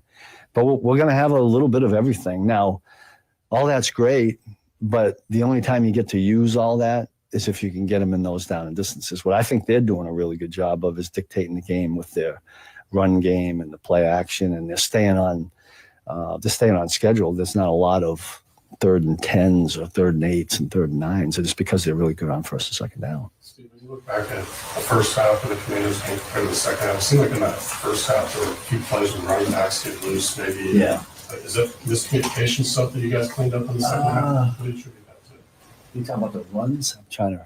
No, I'm talking about running backs catching the ball. There was one I remember that was just a missed assignment. There was one in there that was a linebacker safety communication thing. Those are 2 that stick out, but that's all it takes is 2. And if there's 1 in each drive, they're down there. But they moved the ball pretty well. Where our guys did a nice job was in those critical situational downs. Those 4th down stops were huge. And then we kind of found our groove a little bit in the second half. Thing where you found the groove in the second half. Yeah, I would credit the coaches that go in there and at halftime, and we decide for a quick 2-3 minutes of what minimal changes we want to make, or what are they doing to us? What did they decide they were going to do? And the guys feed it to the players, and then a credit to the players that they take it and ride with it in the second half. On that front, the game's changed. From when you got into there was, the 85 Bears, you could hold the team to 87 total yards and 3 points. The idea of a shutout, I know you guys just called it, but it's kind of gone. It's like a little more basketball in your defense. You want to play it, but you have the knowledge you're going to get beat because the offense is. They'll hit a couple of hoops. Yeah, so sink a couple. So have you had to change your philosophy? Was it like when you got into the game, was it the Bill Cowers of the world wanted 0 points? Yeah. Right? Now you've got to acknowledge we're going to give up something, but. There's a little bit of that. I mean, we have an objective chart unit-wise. Each game, the first one is win the game. The second one is points allowed. And then I think there's 9 or 10 categories that we researched that had the most to do with limiting points. And when we first started doing this years ago, when I was with Jim Johnson, the points allowed goal was 17. You felt like if you could keep a team under 17, you could win. I think the figure was like 85 or 88% or something. I'm not so sure that's changed now. That might be more in the 19. I haven't done the full research lately. Now, we've kept it at 17 as a goal because I just refuse to change it. I give up more points. But I think that your point is, well, it's really hard to get a shutout in this league, or 10 points. I mean, it's really hard because teams got real effective weapons. We know the rules have all changed a little bit. Kickoff with a ball where they get the ball a lot. So yeah, it doesn't happen very often. It's certainly always would be nice to get. To me, I always want to have 1 less point than they got. Now, I don't want it to be 45 to 44, but that is the goal. Does it require you to be more of a counterpuncher? A little bit, I mean, we are always kind of when the game's in the balance. I always say to the guys, when the game's in the balance, now it's just go out and stop every series and get the ball back to Patrick with the same score that we got it. Now, if it gets out of, then you change a little bit.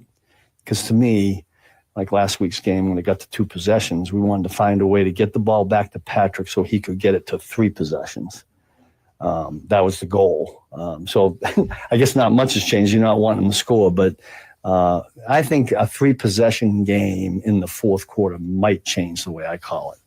But until you get to that point, it probably doesn't. How quickly can Mike make an impact? Well, the good thing about Mike is he was here before in this season, so I think it's probably an easier transition for him than going someplace else. So we're glad we got him. I mean, Mike's a fun guy to have around and a good football player, so we're happy about that. Last 3, we'll start with one. Steve, you referred earlier to the 4th down success the other night.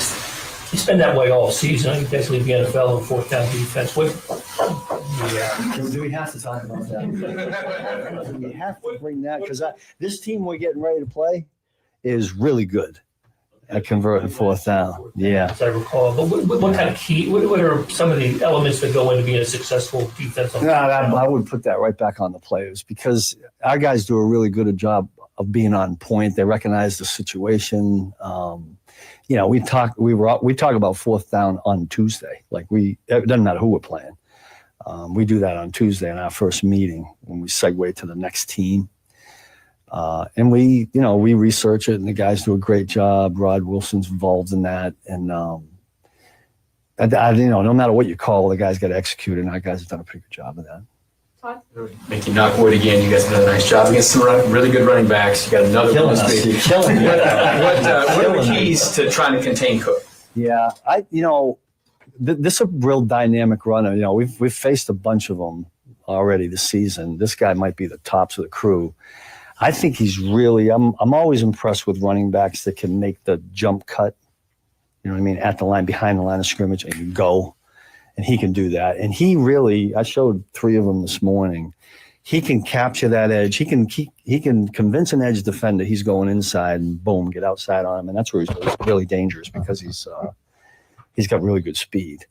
He can do it all. I mean, he's going to look to cut back on us. It looks to me like they really are trying to feature their run game, and they're doing a really good job of it. Bill, with the Bills' passing offense, what's kind of stood out to you on tape about them?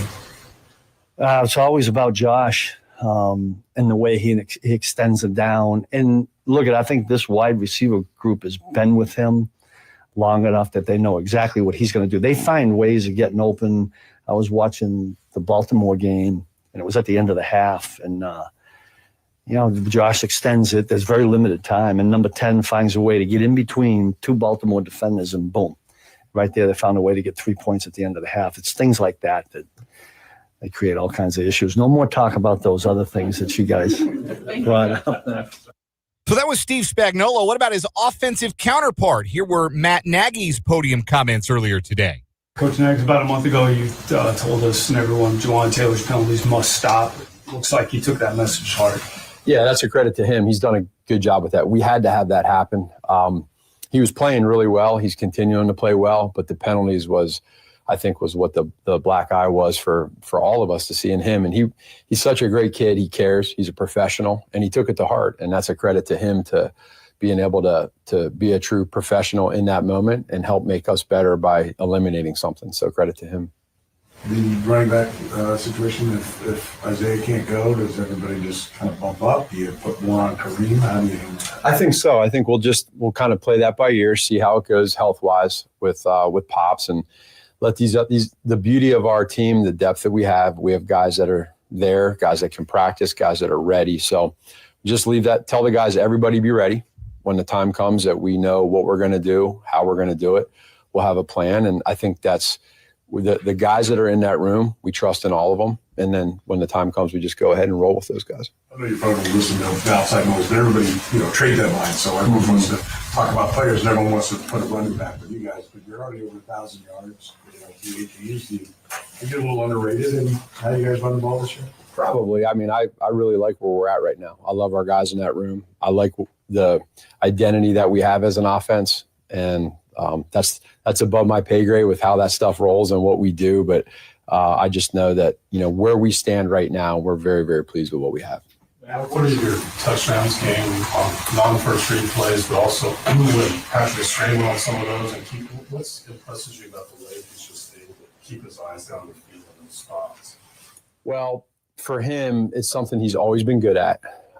He's done it quite a bit in his career.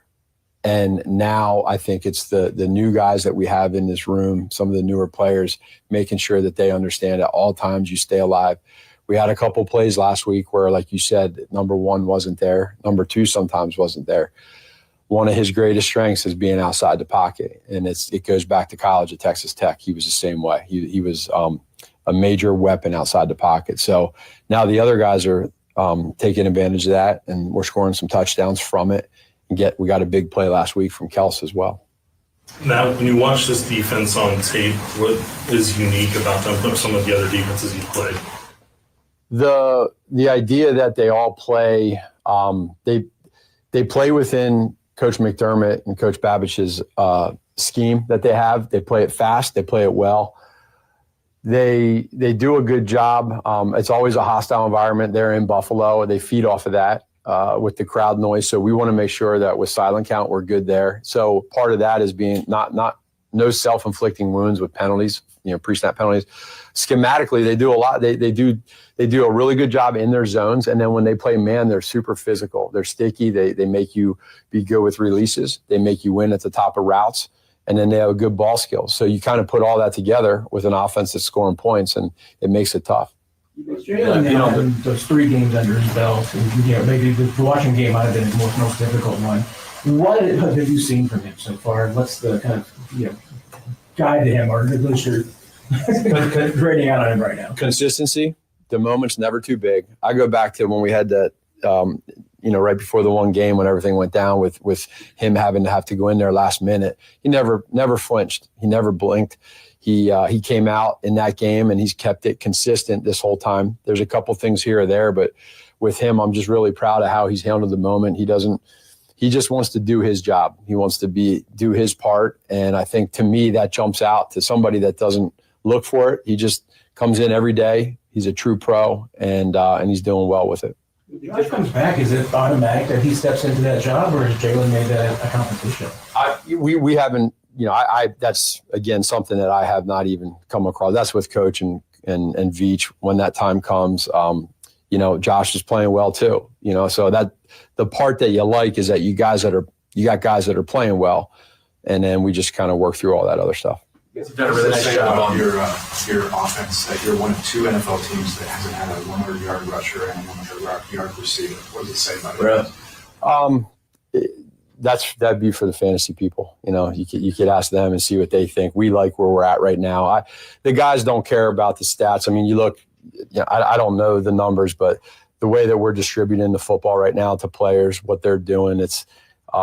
Everybody has a part in this, and nobody really cares about the numbers. We want to be efficient. I think we look at touchdown drives. We look at, scoring drives, be great situationally, red zone, 3rd down, short yardage, fourth down. We're doing that right now. So all that other stuff is for everybody else.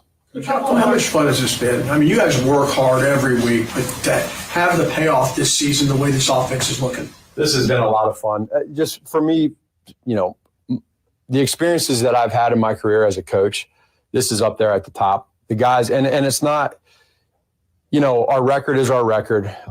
We've come together here after those first couple games, but the people that are doing it in this building together, it's everybody. And it makes you feel good when you drive in here to work every morning and you're excited about the moment to be with the guys, but you're not satisfied. And I think that's what's so powerful about this culture that we have right now is that we're doing it and we're making sure that we're doing it together. No, there's not one selfish person on this team or coach. And when you win defensively, special teams, offense, coaches, the support, the fans, the city, like it's awesome. That's why we do what we do. So from the offensive side, I haven't really been a part of this before. It's a bunch of good guys playing good football. You guys have been pretty aggressive on 4th down, maybe not as aggressive sometimes on the road. How much is that a factor? Like where you're playing, you're going to be in front of a raucous crowd. You get a little Nah, man. I like what you just said with the aggressive, man. Yeah, you just used it twice in there. We got to keep that going.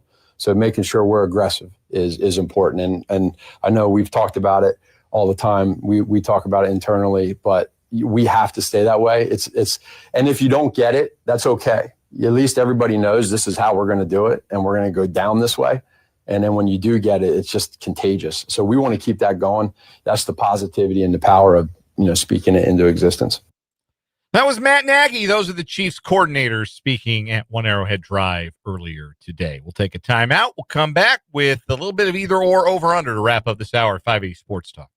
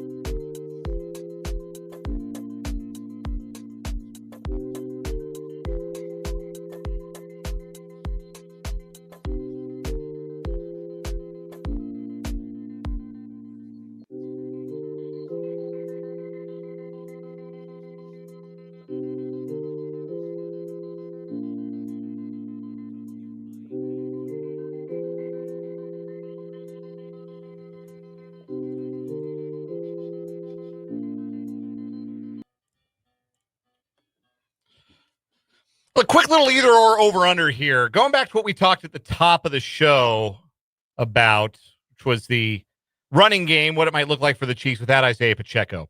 Over under 5.5 rushing attempts for Chiefs players not named Kareem Hunt or Patrick Mahomes on Sunday against the Bills. I'm going to take the over. They're going to continue to involve Brashad Smith and sorry, I had. You're good? Yeah. All right. And what did we see that was nearly a touchdown on Monday night? Wildcat for Rashee Rice. Yes, and we know they like to do jet sweeps with Xavier Worthy as well. Also, I'm assuming your fourth running back is going to be up for the game. He might get a run or two. What if I made the number 8.5? I'd still take the over because I think Brashad Smith is going to. What if I made it 10.5?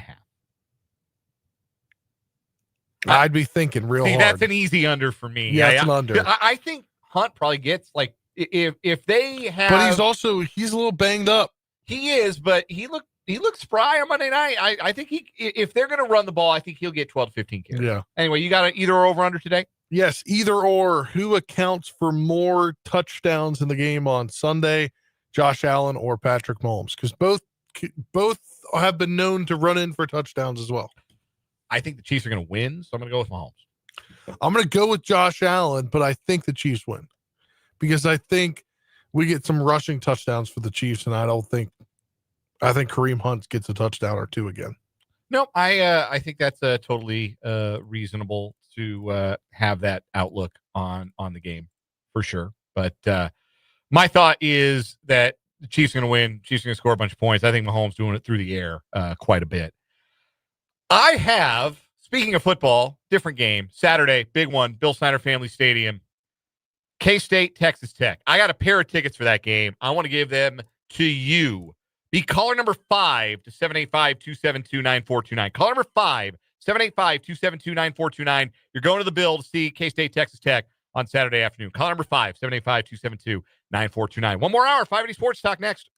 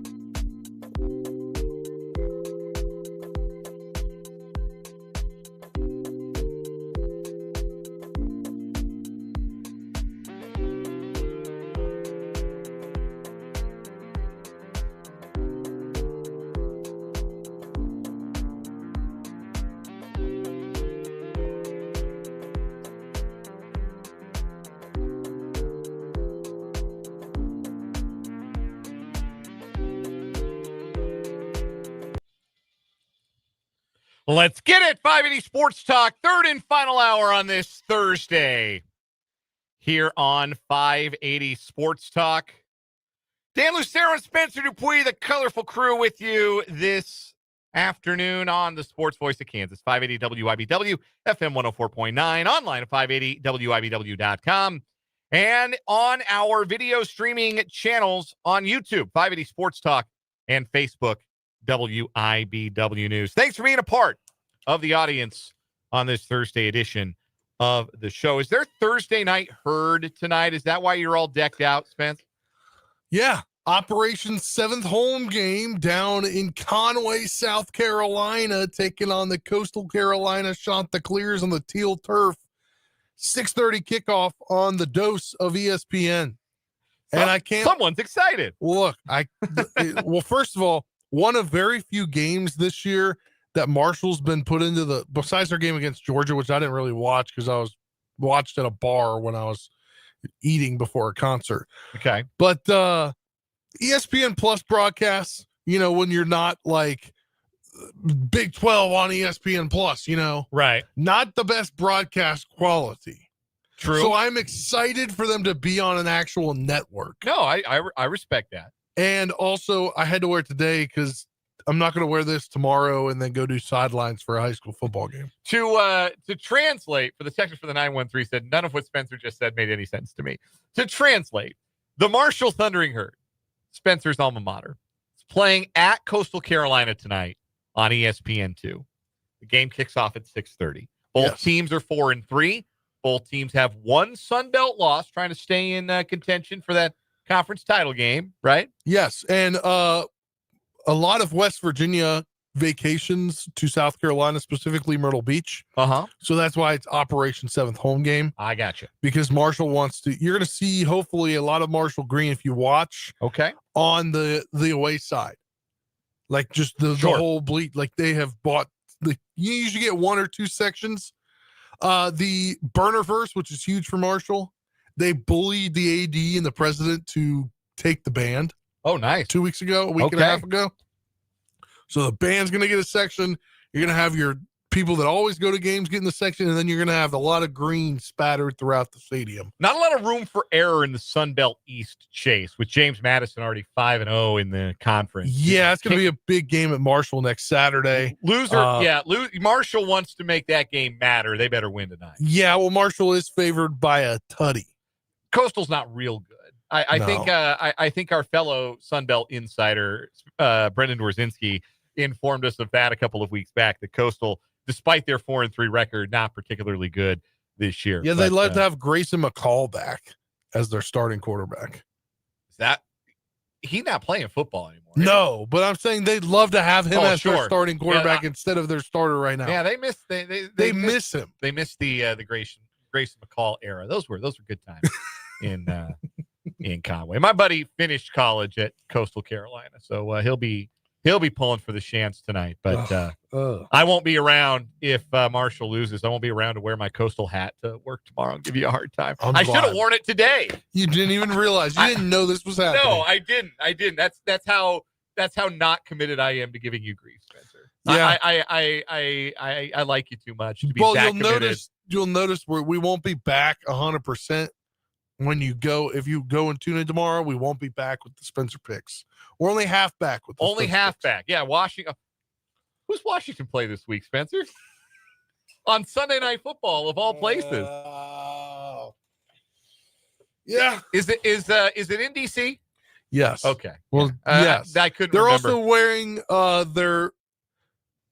their Super Bowl era Redskin jerseys. Yes. The old school red and gold, if you'd like. Yes, and they're going to wear the old pants. Not Sonny Jurgensen era, but like Joe Theismann, John. Yeah, they're going to wear the pants and the socks, the white with the burgundy and the gold stripe. I think they should stick with those colors. So I think there's a rumor mill has it they're going to be switching their jerseys over the next couple of years. They just have to wait because the NFL has a law where you can only change your jerseys ever so often. Right. No, I think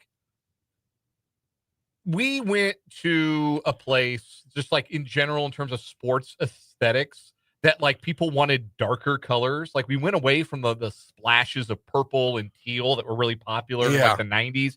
And we went to these really dark colors like maroons and burgundies and navy blues. Or when your colors are burgundy, but the color that is on your jersey is clearly not your color. Yeah. The white jerseys that look like Cardinal jerseys that they currently have. Yes. Like these darker shades. And whenever a team brings back their uniforms from like the 80s and 90s with like the brighter splashes of color, they're extremely well received. Like I make the joke all the time. The best uniforms in sports, the best logos in sports were the ones that you remember from when you specifically were 10 years old. Because that's when sports were cool. Sports will never be cooler to you than they are when you were like in 5th grade, 6th grade. That's just how life works. Which they kind of wore this kind of jersey. Right. So in the early 2000s, but slightly different. The point I'm building to is the more we see throwbacks like when the Buccaneers wear their old orange, or the Seahawks wear their old blue, or the Commanders go back to a brighter gold and red like they wore in the 1980s, or in hockey when the Avalanche and the Hurricanes broke out their throwback Nordiques and Whalers sweaters. And the colors are so bright and it looks really good. So I hope that we get back to that, like across all sports. I hope we get back to uniform sets with brighter colors because they look better on TV. They look better on the field. Like they just pop more than like Oregon. Oregon used to have like green and gold, and they got that really into that really dark green. And now everything is dark green or black. And then when they do wear the light green, they look great.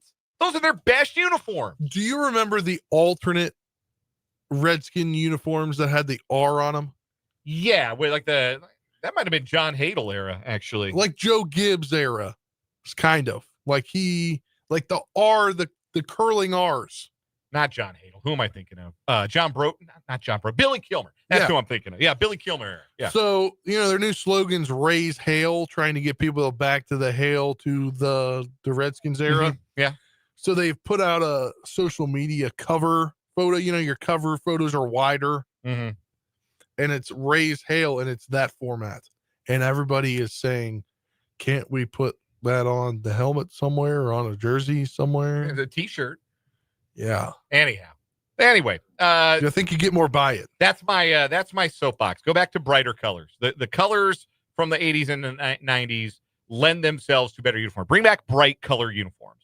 That is me on my soapbox. Anyway, still to come in this hour, 580 Sports Talk. We got Mitch Holthus, voice of the Chiefs. He's going to join us in about 10 minutes or so. We're going to talk to Mitch about the upcoming trip to Buffalo. We'll also talk about which Bill, not named Josh Allen, is the scariest in this matchup for the Chiefs defense. We'll get into that. But first, we got to get to some sports headlines, and let's do that right now with a pair of in-state college basketball players being named to the preseason NABC Division I Player of the Year watch list. It will come as no surprise that they are KU freshman point guard Darren Peterson and senior Kansas State guard PJ Haggerty, both among 20 players named to the watch list for the NABC, that's the National Association of Basketball Coaches, Division I Player of the Year. Haggerty and Peterson were 2 of 5 Big 12 players on the list. The others, BYU's A.J. Dibansa, Texas Tech's J.T. Toppin, and Houston's Milos Uzan. So, some early honors for Haggerty and Peterson nationally. Next, headline, Spencer, let's go to college football. That's not what I had up, but yes, yes, go for it. Do what you want. We're going to get an injury update from the Chiefs and Bills. Let's do the participation report. That is more important. Get to that, please. Yes.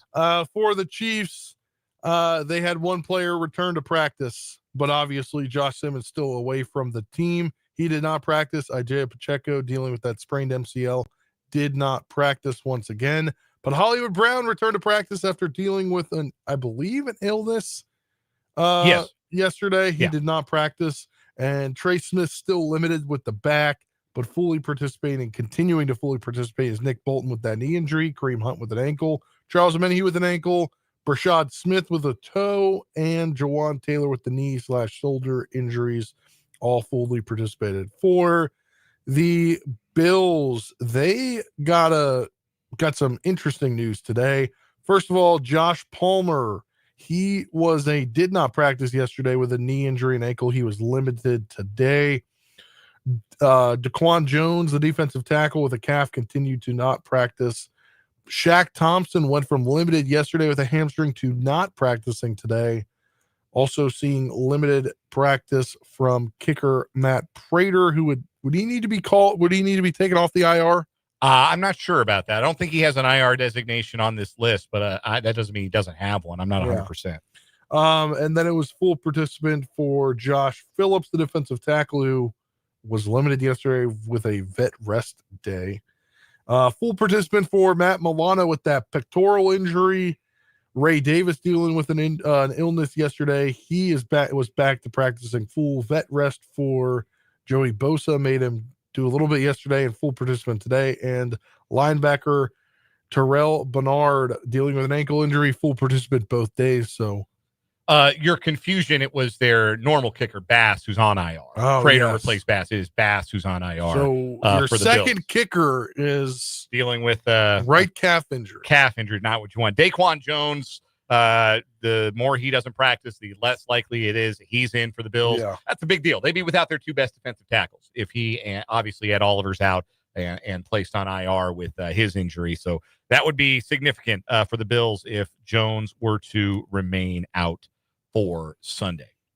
Now let's get to that college sports headline. I promised a bit of a surprise. I'll admit I was surprised by this. Me too. Matt Rule has agreed to a 2-year contract extension with Nebraska.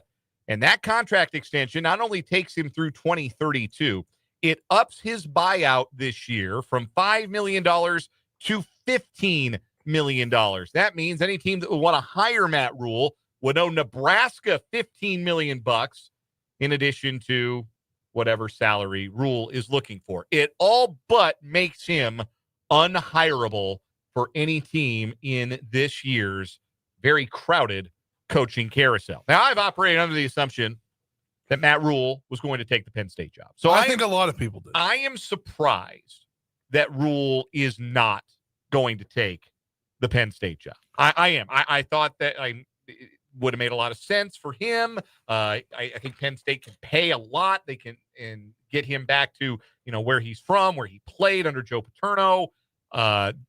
The expectations at Penn State are a little higher. Well, I don't know if the expectations are higher, but I think you can do more. I think in the modern college football landscape, it is easier, to a certain definition of the word, to win a national championship at Penn State, to recruit at that level at Penn State, than it is to recruit at that level at Nebraska. And the evidence for this is Penn State's been in the playoff and Nebraska's never sniffed it. So there's that. Flip side, for though, what it's worth, he signed an extension through 2027 at Baylor in 2019, and then at the end of the year, he dipped for the NFL. Yeah, that's the NFL. That's maybe a different kind of deal. But it's a fair point that him did signing. happen. Yeah, that He that should is a fair still point. technically, if all things worked out, be the head coach of Baylor. So I was a little surprised. At the same time, man, if you're any coach and you got a pretty good job, like Matt Rule's making Nebraska fans happy right now because they went to a bowl last year. They snapped their bowlless streak. They're 6-2 this year. Like, I don't think they're good, but they're better than they have been. I have no idea what Raiola, their quarterback, is supposed to be good at other than his Patrick Mahomes impression. But, like, they're 6-2. The record is what it is. So Rule's got that program in a place where people are happy with him for right now. Why would you leave a job where people are happy with you for a job where they just ran a guy out for essentially not winning a national championship? James Franklin didn't win a national championship, so they ran him out. I don't know. I don't know how good that job is. But that is, I think, the evolving story of this coaching carousel. Are any of these jobs really that good? If the expectations are what they are, if your job security is going to be so tenuous, are any of these jobs good? Like, I would think the LSU job would be really good. Then the governor of Louisiana got up and said, yeah, we're going to pick the coach, not our AD. That was insane. I don't know if you saw that press conference. Jeff Landry, the governor of Louisiana, got up. He also said he'd rather have Donald Trump pick him, which says a lot about who he is. He's a pick-me for the president, is what he is, for sure. But it feels like a lot less of a desirable job in that regard, with that level of interference from like state government picking the coach. So it's going to be a really, I think, fascinating hiring cycle this year. And Matt Rule, at least for now, does not look like he'll be a part of it. It'll be much more difficult for a team to pry him out of Lincoln. So, that is the end result of this buyout. Is your buyout got to be paid on either side? Yeah. So if a buyout is this much, then it's the same on both sides. Yes. Okay. Yes. I had a really weird dark horse candidate for Penn State, and then I realized this buyout's $60 million, but he could do better with the change of landscape. That'd be Dabo. Dabo not go to Penn State. I don't know, man. That is 100% not a cultural fit. 100% not a cultural fit. Let me do a playoff roundup. Let us do a playoff roundup before we wrap up our headlines here on 580 Sports Talk. It's time for the 580 Sports Talk playoff roundup. Advantage Blue Jays. The Toronto Blue Jays jumped on Blake Snell early. They had a 2-0 lead 3 pitches into Game 5 of the World Series last night with Davis Schneider and Vladimir Guerrero Jr. both hitting home runs. They also got to Snell late and that porous Dodger bullpen. Though big congratulations to Blake Trinan for not giving up any runs last night. Good for you, bud. 6-1 the final score as Toronto takes a 3-2 series lead on the strength of rookie right-hander Trey Savage, who broke a World Series record for the most strikeouts in a World Series game. Broke Don Newcomb's record set back in the 1940s. He had 12 punch-outs in his 7 stellar innings last night. Jays lead the series 3-2, and they can win their first title since 1993 on Friday night at the Rogers Center in Game 6. The Dodgers are an older team, and they look the last 2 nights, especially last night, like a bunch of dudes who were up past their bedtime 2 nights ago.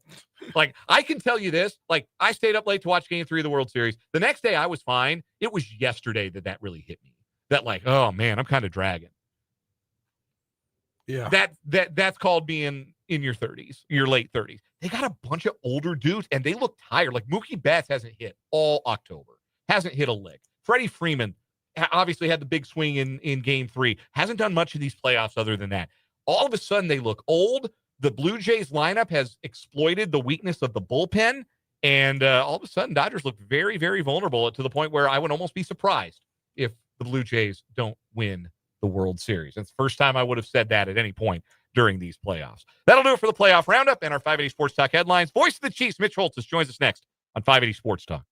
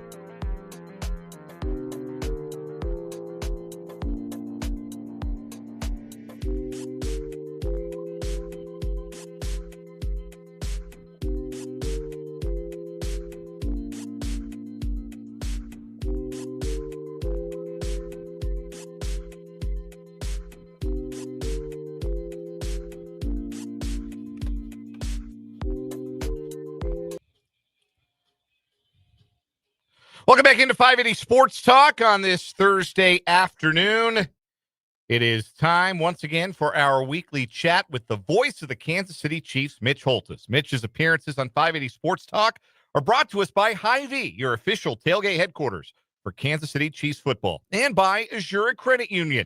You can contact Crystal Rippey or Naseem Khan about the credit union advantage for your next home loan. Well, Mitch, it's a well-known catchphrase of yours, and I think that it was as good an example of putting the hammer down that we have seen from the Chiefs so far this season. That second half on Monday night against Washington, touchdown drive, stop, touchdown drive, stop, 94-yard touchdown drive. Thanks for coming out. What did that stretch of play, that second half, sort of reveal about where this team is right now and the level of play that they're capable of reaching? I think it just kept spinning the energy and took it up even another notch on the fact that both sides of the ball did it again. The most noteworthy stat of that Washington Commander game was the fact that the Commanders had scored 17 or more points in 24 consecutive games. That was the best streak in the NFL, and they get 7. So once the offense got cooking with that first touchdown drive in the third quarter, then the defense was right there with them. They get a stop, and you just laid it out. So very different than the first half when the Commanders were able to move the ball on a couple of occasions. But right now, it bears repeating. The Chiefs are the only team in the NFL in the top 5 in both scoring or in total offense and total defense. We're really careful around these parts not to take Patrick Mahomes for granted, even though sometimes it can be tempting to do so because we've seen him do so many amazing things over the years. But that felt like a game where Mahomes, in particular in that second half, following the interceptions in the first half, one his fault, one a bad bounce, it felt like he was in video game mode again on Monday night, manipulating the defense with his legs, with his eyes, making the off-platform, off-balance, accurate throws that we've seen him make so many times. That, again, that's the stuff you almost can take for granted sometimes. But I thought that in terms of his movement and his ability to make throws in different ways, that might have been one of his best halves of the season. Well, and really his scrambling this year, I was talking to Matt Nagy about it today. In fact, we taped a segment for pregame. People will hear it on Sunday afternoon about that very thing and how Pat this year in his scrambling is even at another level, meaning he's deciding like when to run, what the run does for a purpose, getting right to the line of scrimmage and then getting plays. He's been the best in the NFL in the fact that on scramble plays, he has 470 yards. That's the best in the league by far, almost 200 passing and 279 rushing. And so that is a great testimony. He's not just scrambling kind of willy-nilly. Everything has a purpose with these runs, run to throw or run to run, and it's been devastating for opposing defenses. You had a chance earlier this week to catch up with Rashee Rice. We haven't gotten a chance to hear much from Rashee this season. Obviously, he was working his way back from the injury. Then there was the 6-game suspension. So he hasn't had a lot of opportunity to be behind a camera, behind a microphone, to really give his thoughts on where he's at, where this offense is at, his role in it.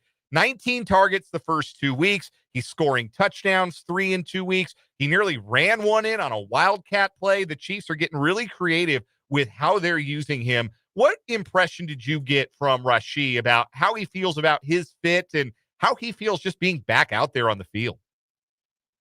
Well, he's just thrilled to be out there, and he's fortunate that the situation he had was what it was. It could have been, it was horrible the way it was. It could have been devastating. So he's feeling like he's getting a second chance here. But more than that, not more than that, but the football side of that is the fact that he understands too that him coming in to the huddle and into this offense opens everything up. For example, Kelsey gets a check down throw the other night for 38 yards. In days past, you would have a safety or a linebacker keeping an eye on Kelsey, even if he stays in the block.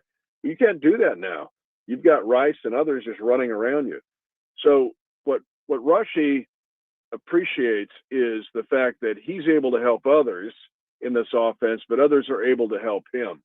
And it just adds up to right now, arguably the most dynamic offense in the NFL going into November.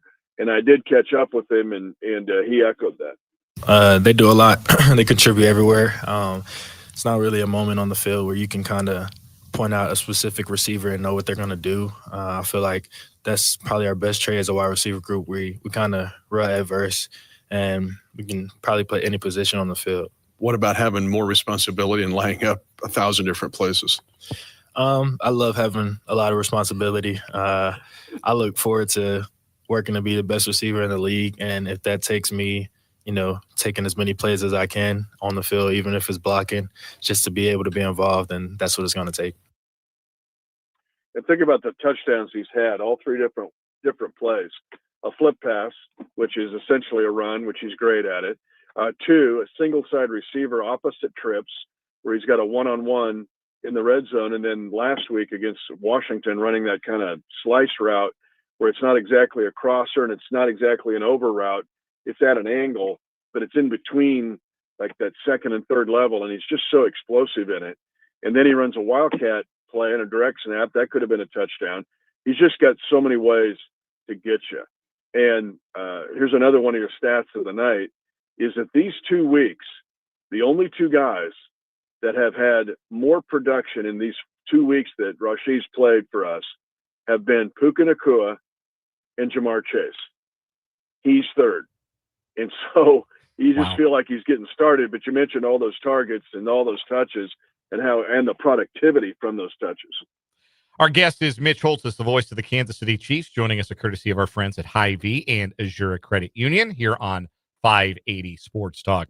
Let's start to look ahead to Sunday. It's a big one, and it feels like an annual thing at this point. It's almost like they're in the same division anymore as often as the Chiefs and the Bills play each other. This will be, I believe, meeting number 10 between Josh Allen and Patrick Mahomes. Mahomes is 4-0 in the playoffs. Allen is 4-1 in the regular season. What in your mind accounts for the discrepancy in the Bills being able to have the Chiefs number in the regular season? And what factors in those regular season meetings do the Chiefs need to switch up on Sunday? Well, one giant thing, and it's the fact that Pat just hasn't turned it over in the playoffs, and he has in the regular season. And a lot of it hasn't been carelessness of Pat. It's been the ability to make plays by the Bills defenders. I'll just back it up here with numbers. You mentioned he's 1-4, Patrick is, in the regular season. He has 10 touchdowns and 7 interceptions in the 4 playoff wins. And he's the only quarterback in NFL history to beat another quarterback 4 times in the playoffs. No one else has ever done it. There's several with 3, but Pat's 4-0 against Josh Allen. And the primary reason is Pat's got 9 touchdowns and, wait for it, no interceptions. So in the playoffs, is it Patrick's locked in more? Maybe a little bit, but is his approach a little different on certain plays? Yeah, probably. He knows how valuable in any game, but in the playoffs, way more. But the fact that they've avoided the turnovers in the playoffs and the Bills have been able to get it. Now, the Bills last year had 32 takeaways. They were plus 24. And I don't think there was enough national discussion about that. We got the focus because we're winning 17 straight one possession games where you can't do that. That's just lucky. And yet they look at the Bills like nobody talked about them being plus 24 in the giveaway takeaway. But the Bills this year lead the league in 10 forced fumbles. Joey Bosa is tied with Aiden Hutchinson for the most with 4. And then it's the length on the outside. 2 of Pat's 7 interceptions, and these are as vivid as can be in my mind, are tip passes on really good plays by very long defenders. One in 2023 by A.J. Epinesa. He did the same thing to Andy Dalton on Sunday against Carolina. And the other with Greg Rousseau, who did it on the opening drive of 2021 in Kansas City. Those are the kind of plays that right now is the hallmark of Buffalo's defense. Because the other thing you're not hearing about is how different Buffalo is now approaching each game in their structure and strategy to basically protect that defense and then hope that defense can steal some possessions with takeaways. We're joined by Mitch Holthus, voice of the Chiefs, here on 580 Sports Talking. Mitch, the Chiefs had a reunion yesterday that I don't think anybody was more happier than Chris Jones was, re-signing Mike Pennell. How much impact does he make this weekend and just overall to the team going forward with the run stuffing ability that he has? And just the fact that you've got a capable, serviceable, can make plays body in there to eat up some snaps. And they kept Eric Nagy, so he's in there too. Jerry Tillery. I actually talked to Big Mike today, and he's happy. I wonder what his mindset would be, because it wasn't that way when he was cut in late August. But he's in a great spot today, and he's ready to roll and ready to go with the rotation. Now, your point is actually the point of the night. It is actually the first paragraph, the first sentence in this Chiefs-Bills game. And this is what I'm trying to put out as a thesis, with that the Bills have changed the way they're doing business. They run the ball more than any team in the National Football League. They run the ball 51% of the time, Buffalo. We know what James Cook has done in his spectacular week last week with 216 yards on less than 20 carries. But it's your nugget of the night. I'll give you the nugget of the night. I'll give it. Yeah, I don't even have to ask for it. And it gets to your point with Mike Pennell and the defensive front of the Chiefs. Last week, and this has to deal with the Bills' offensive line, which has been fantastic.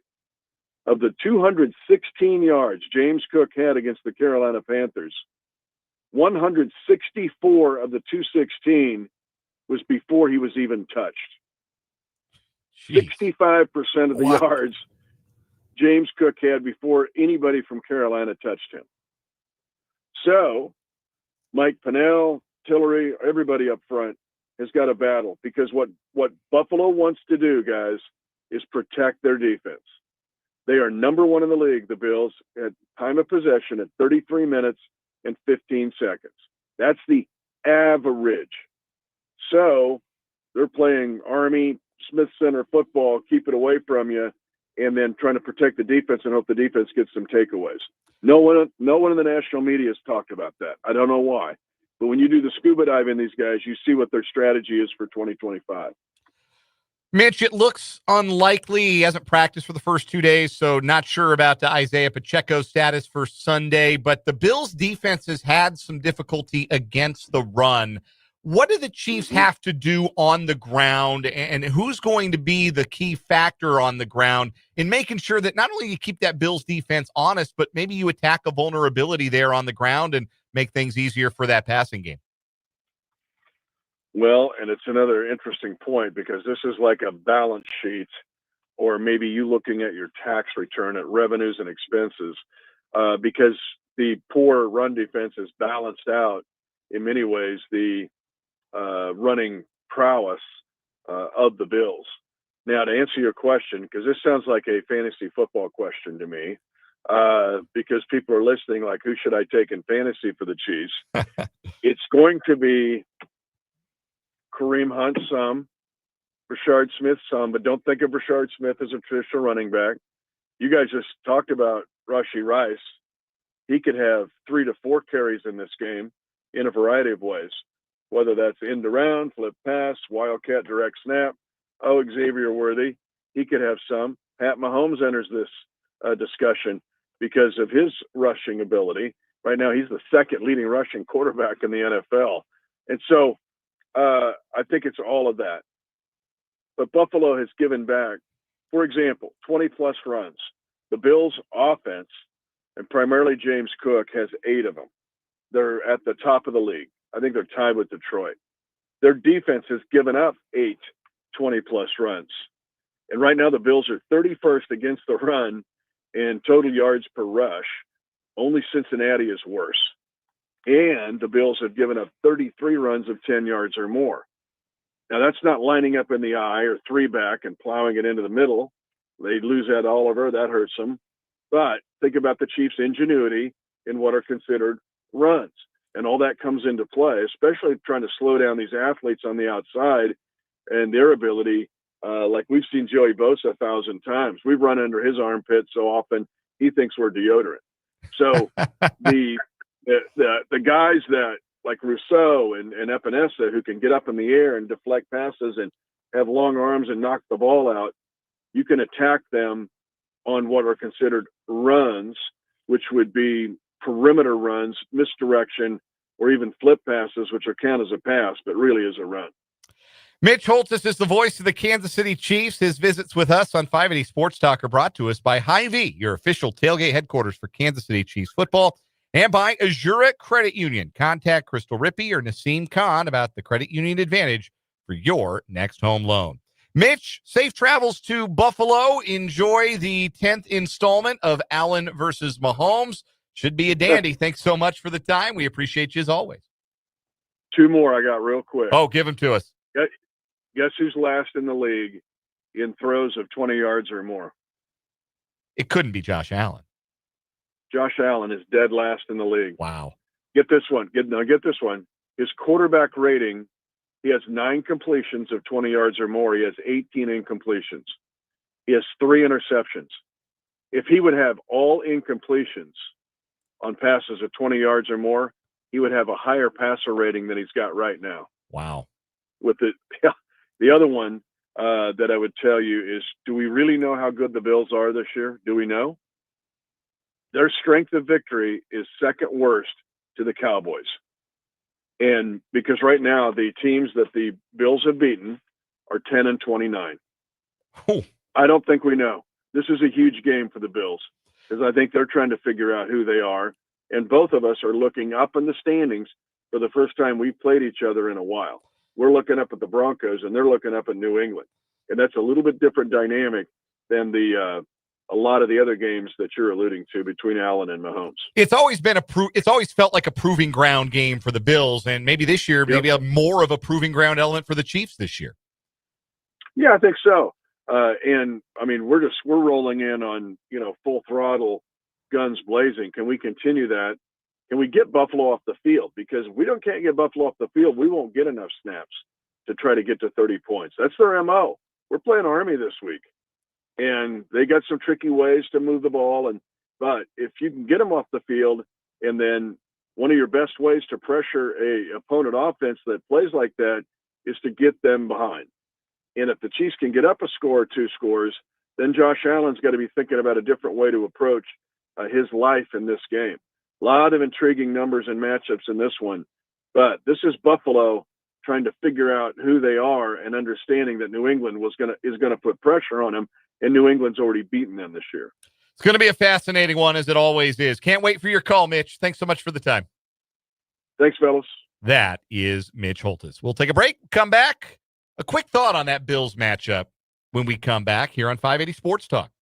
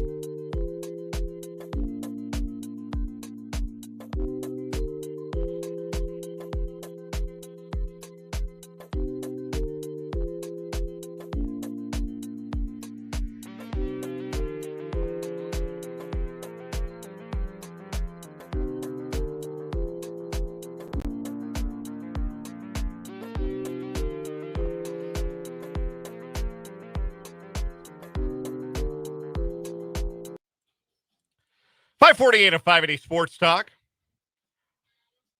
Our thanks, as always, to the great Mitch Holthus, voice of the Chiefs, for joining us with those great nuggets. Here's one for you from Taylor Witt, who's the co-host of It's Always Sunny in Chiefs Kingdom, that podcast.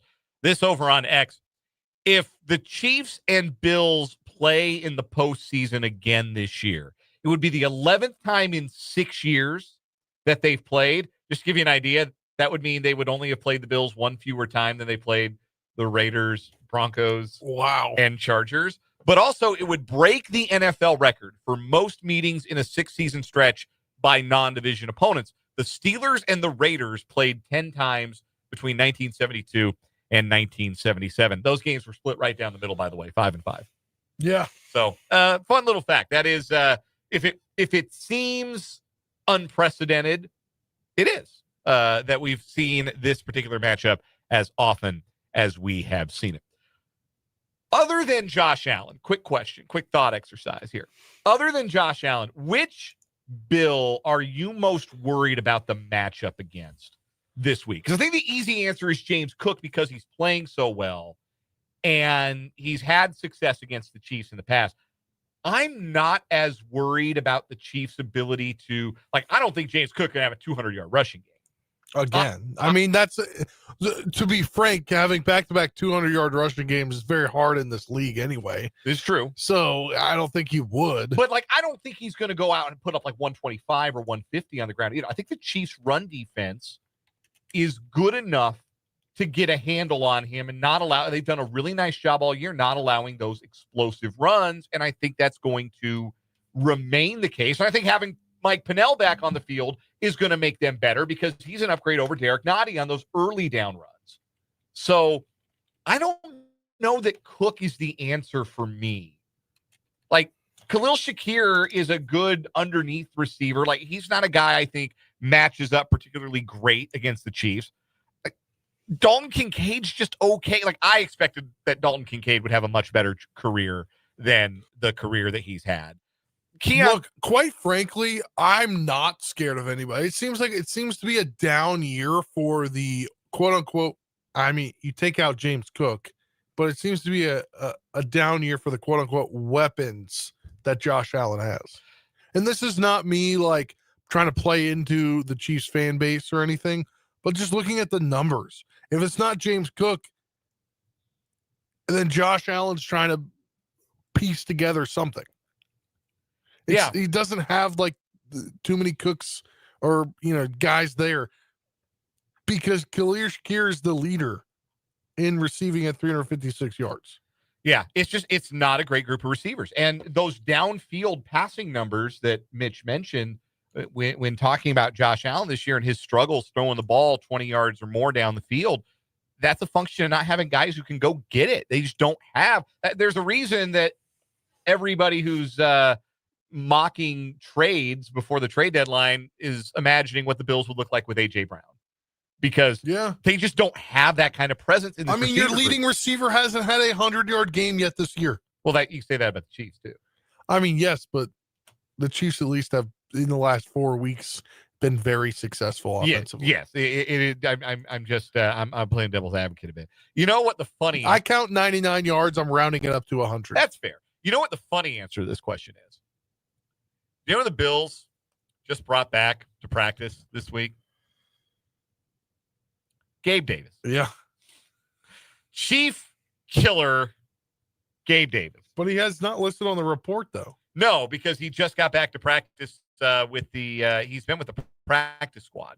Oh. So it's not entirely clear if he's going to play, but he would have to be in elevation. In his career against the Chiefs, he's been obviously the playoff game where he was incredible, and the 13 seconds game. They caught a long touchdown against him in the regular season win for the Bills in 2022. So, yeah, he's always a guy who seems to save his best for the Chiefs. Man, he got rich off of one playoff game. Legend in one game. Texter from the 785 points out Stephon Diggs has better numbers so far this year than all of Buffalo's wide receivers. I get why they didn't keep Stephon Diggs, because there's only so long you can have Stephon Diggs around before you get tired of him. And if he's in New England long enough, they'll come to that conclusion too. Like, there's a shelf life, and they were at the end of the shelf life with Diggs in Buffalo. Like, I get that, but yes, he is a better player than anybody the Bills have in their wide receiver group. That is factual. I mean, it's just that is what it is. We'll take one last break here on 580 Sports Talk. Come back, wrap things up with the final word.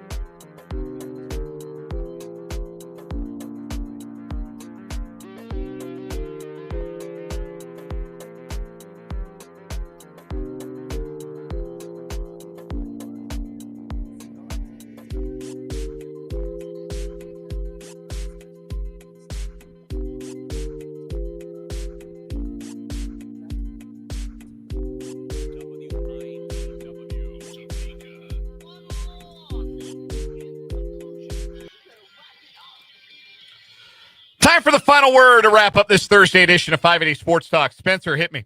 Yeah, I can't really think of anything witty to say tonight. Just go Herd. Hey, gonna be tuned in. Y'all better tune in. Flip over the ESPN dose tonight.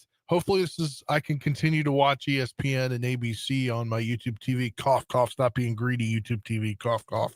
Sorry, that's my final word. Hey, yeah, go Herd, man. That'd be cool if they could pull off the win night. Even though, like, my best friend graduated from Coastal Carolina, so it's I got warring affections tonight, I guess, in that. Well, I'll watch and I'll hope for a good ball game. Anyhow, my final word today.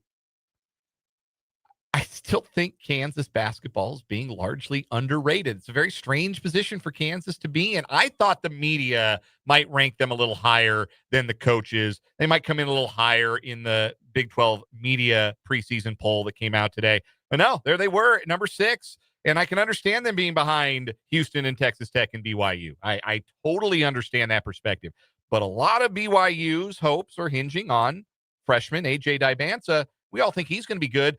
If Darren Peterson is good, if Darren Peterson is All-American caliber, how is that going to be the 6th best team in the country? I guess that's my question. How is a Bill Self-coached team with an All-American point guard going to be the 6th best team in the Big 12? Like, I think Arizona and Iowa State are going to be good. Don't mind. I mean, a lot of teams in the league are going to be really good. But no, I think KU's being a little underrated coming into this season. That'll do it for 580 Sports Talk. We got some overtime coming up before Thursday night football between 6 and 6:30. I'm off tomorrow. I'm heading to Florida with Washburn men's basketball. So Brendan and Spencer have you tomorrow from 3 until 6. For Spencer, I'm Dan. This is 580 Sports Talk. Good night.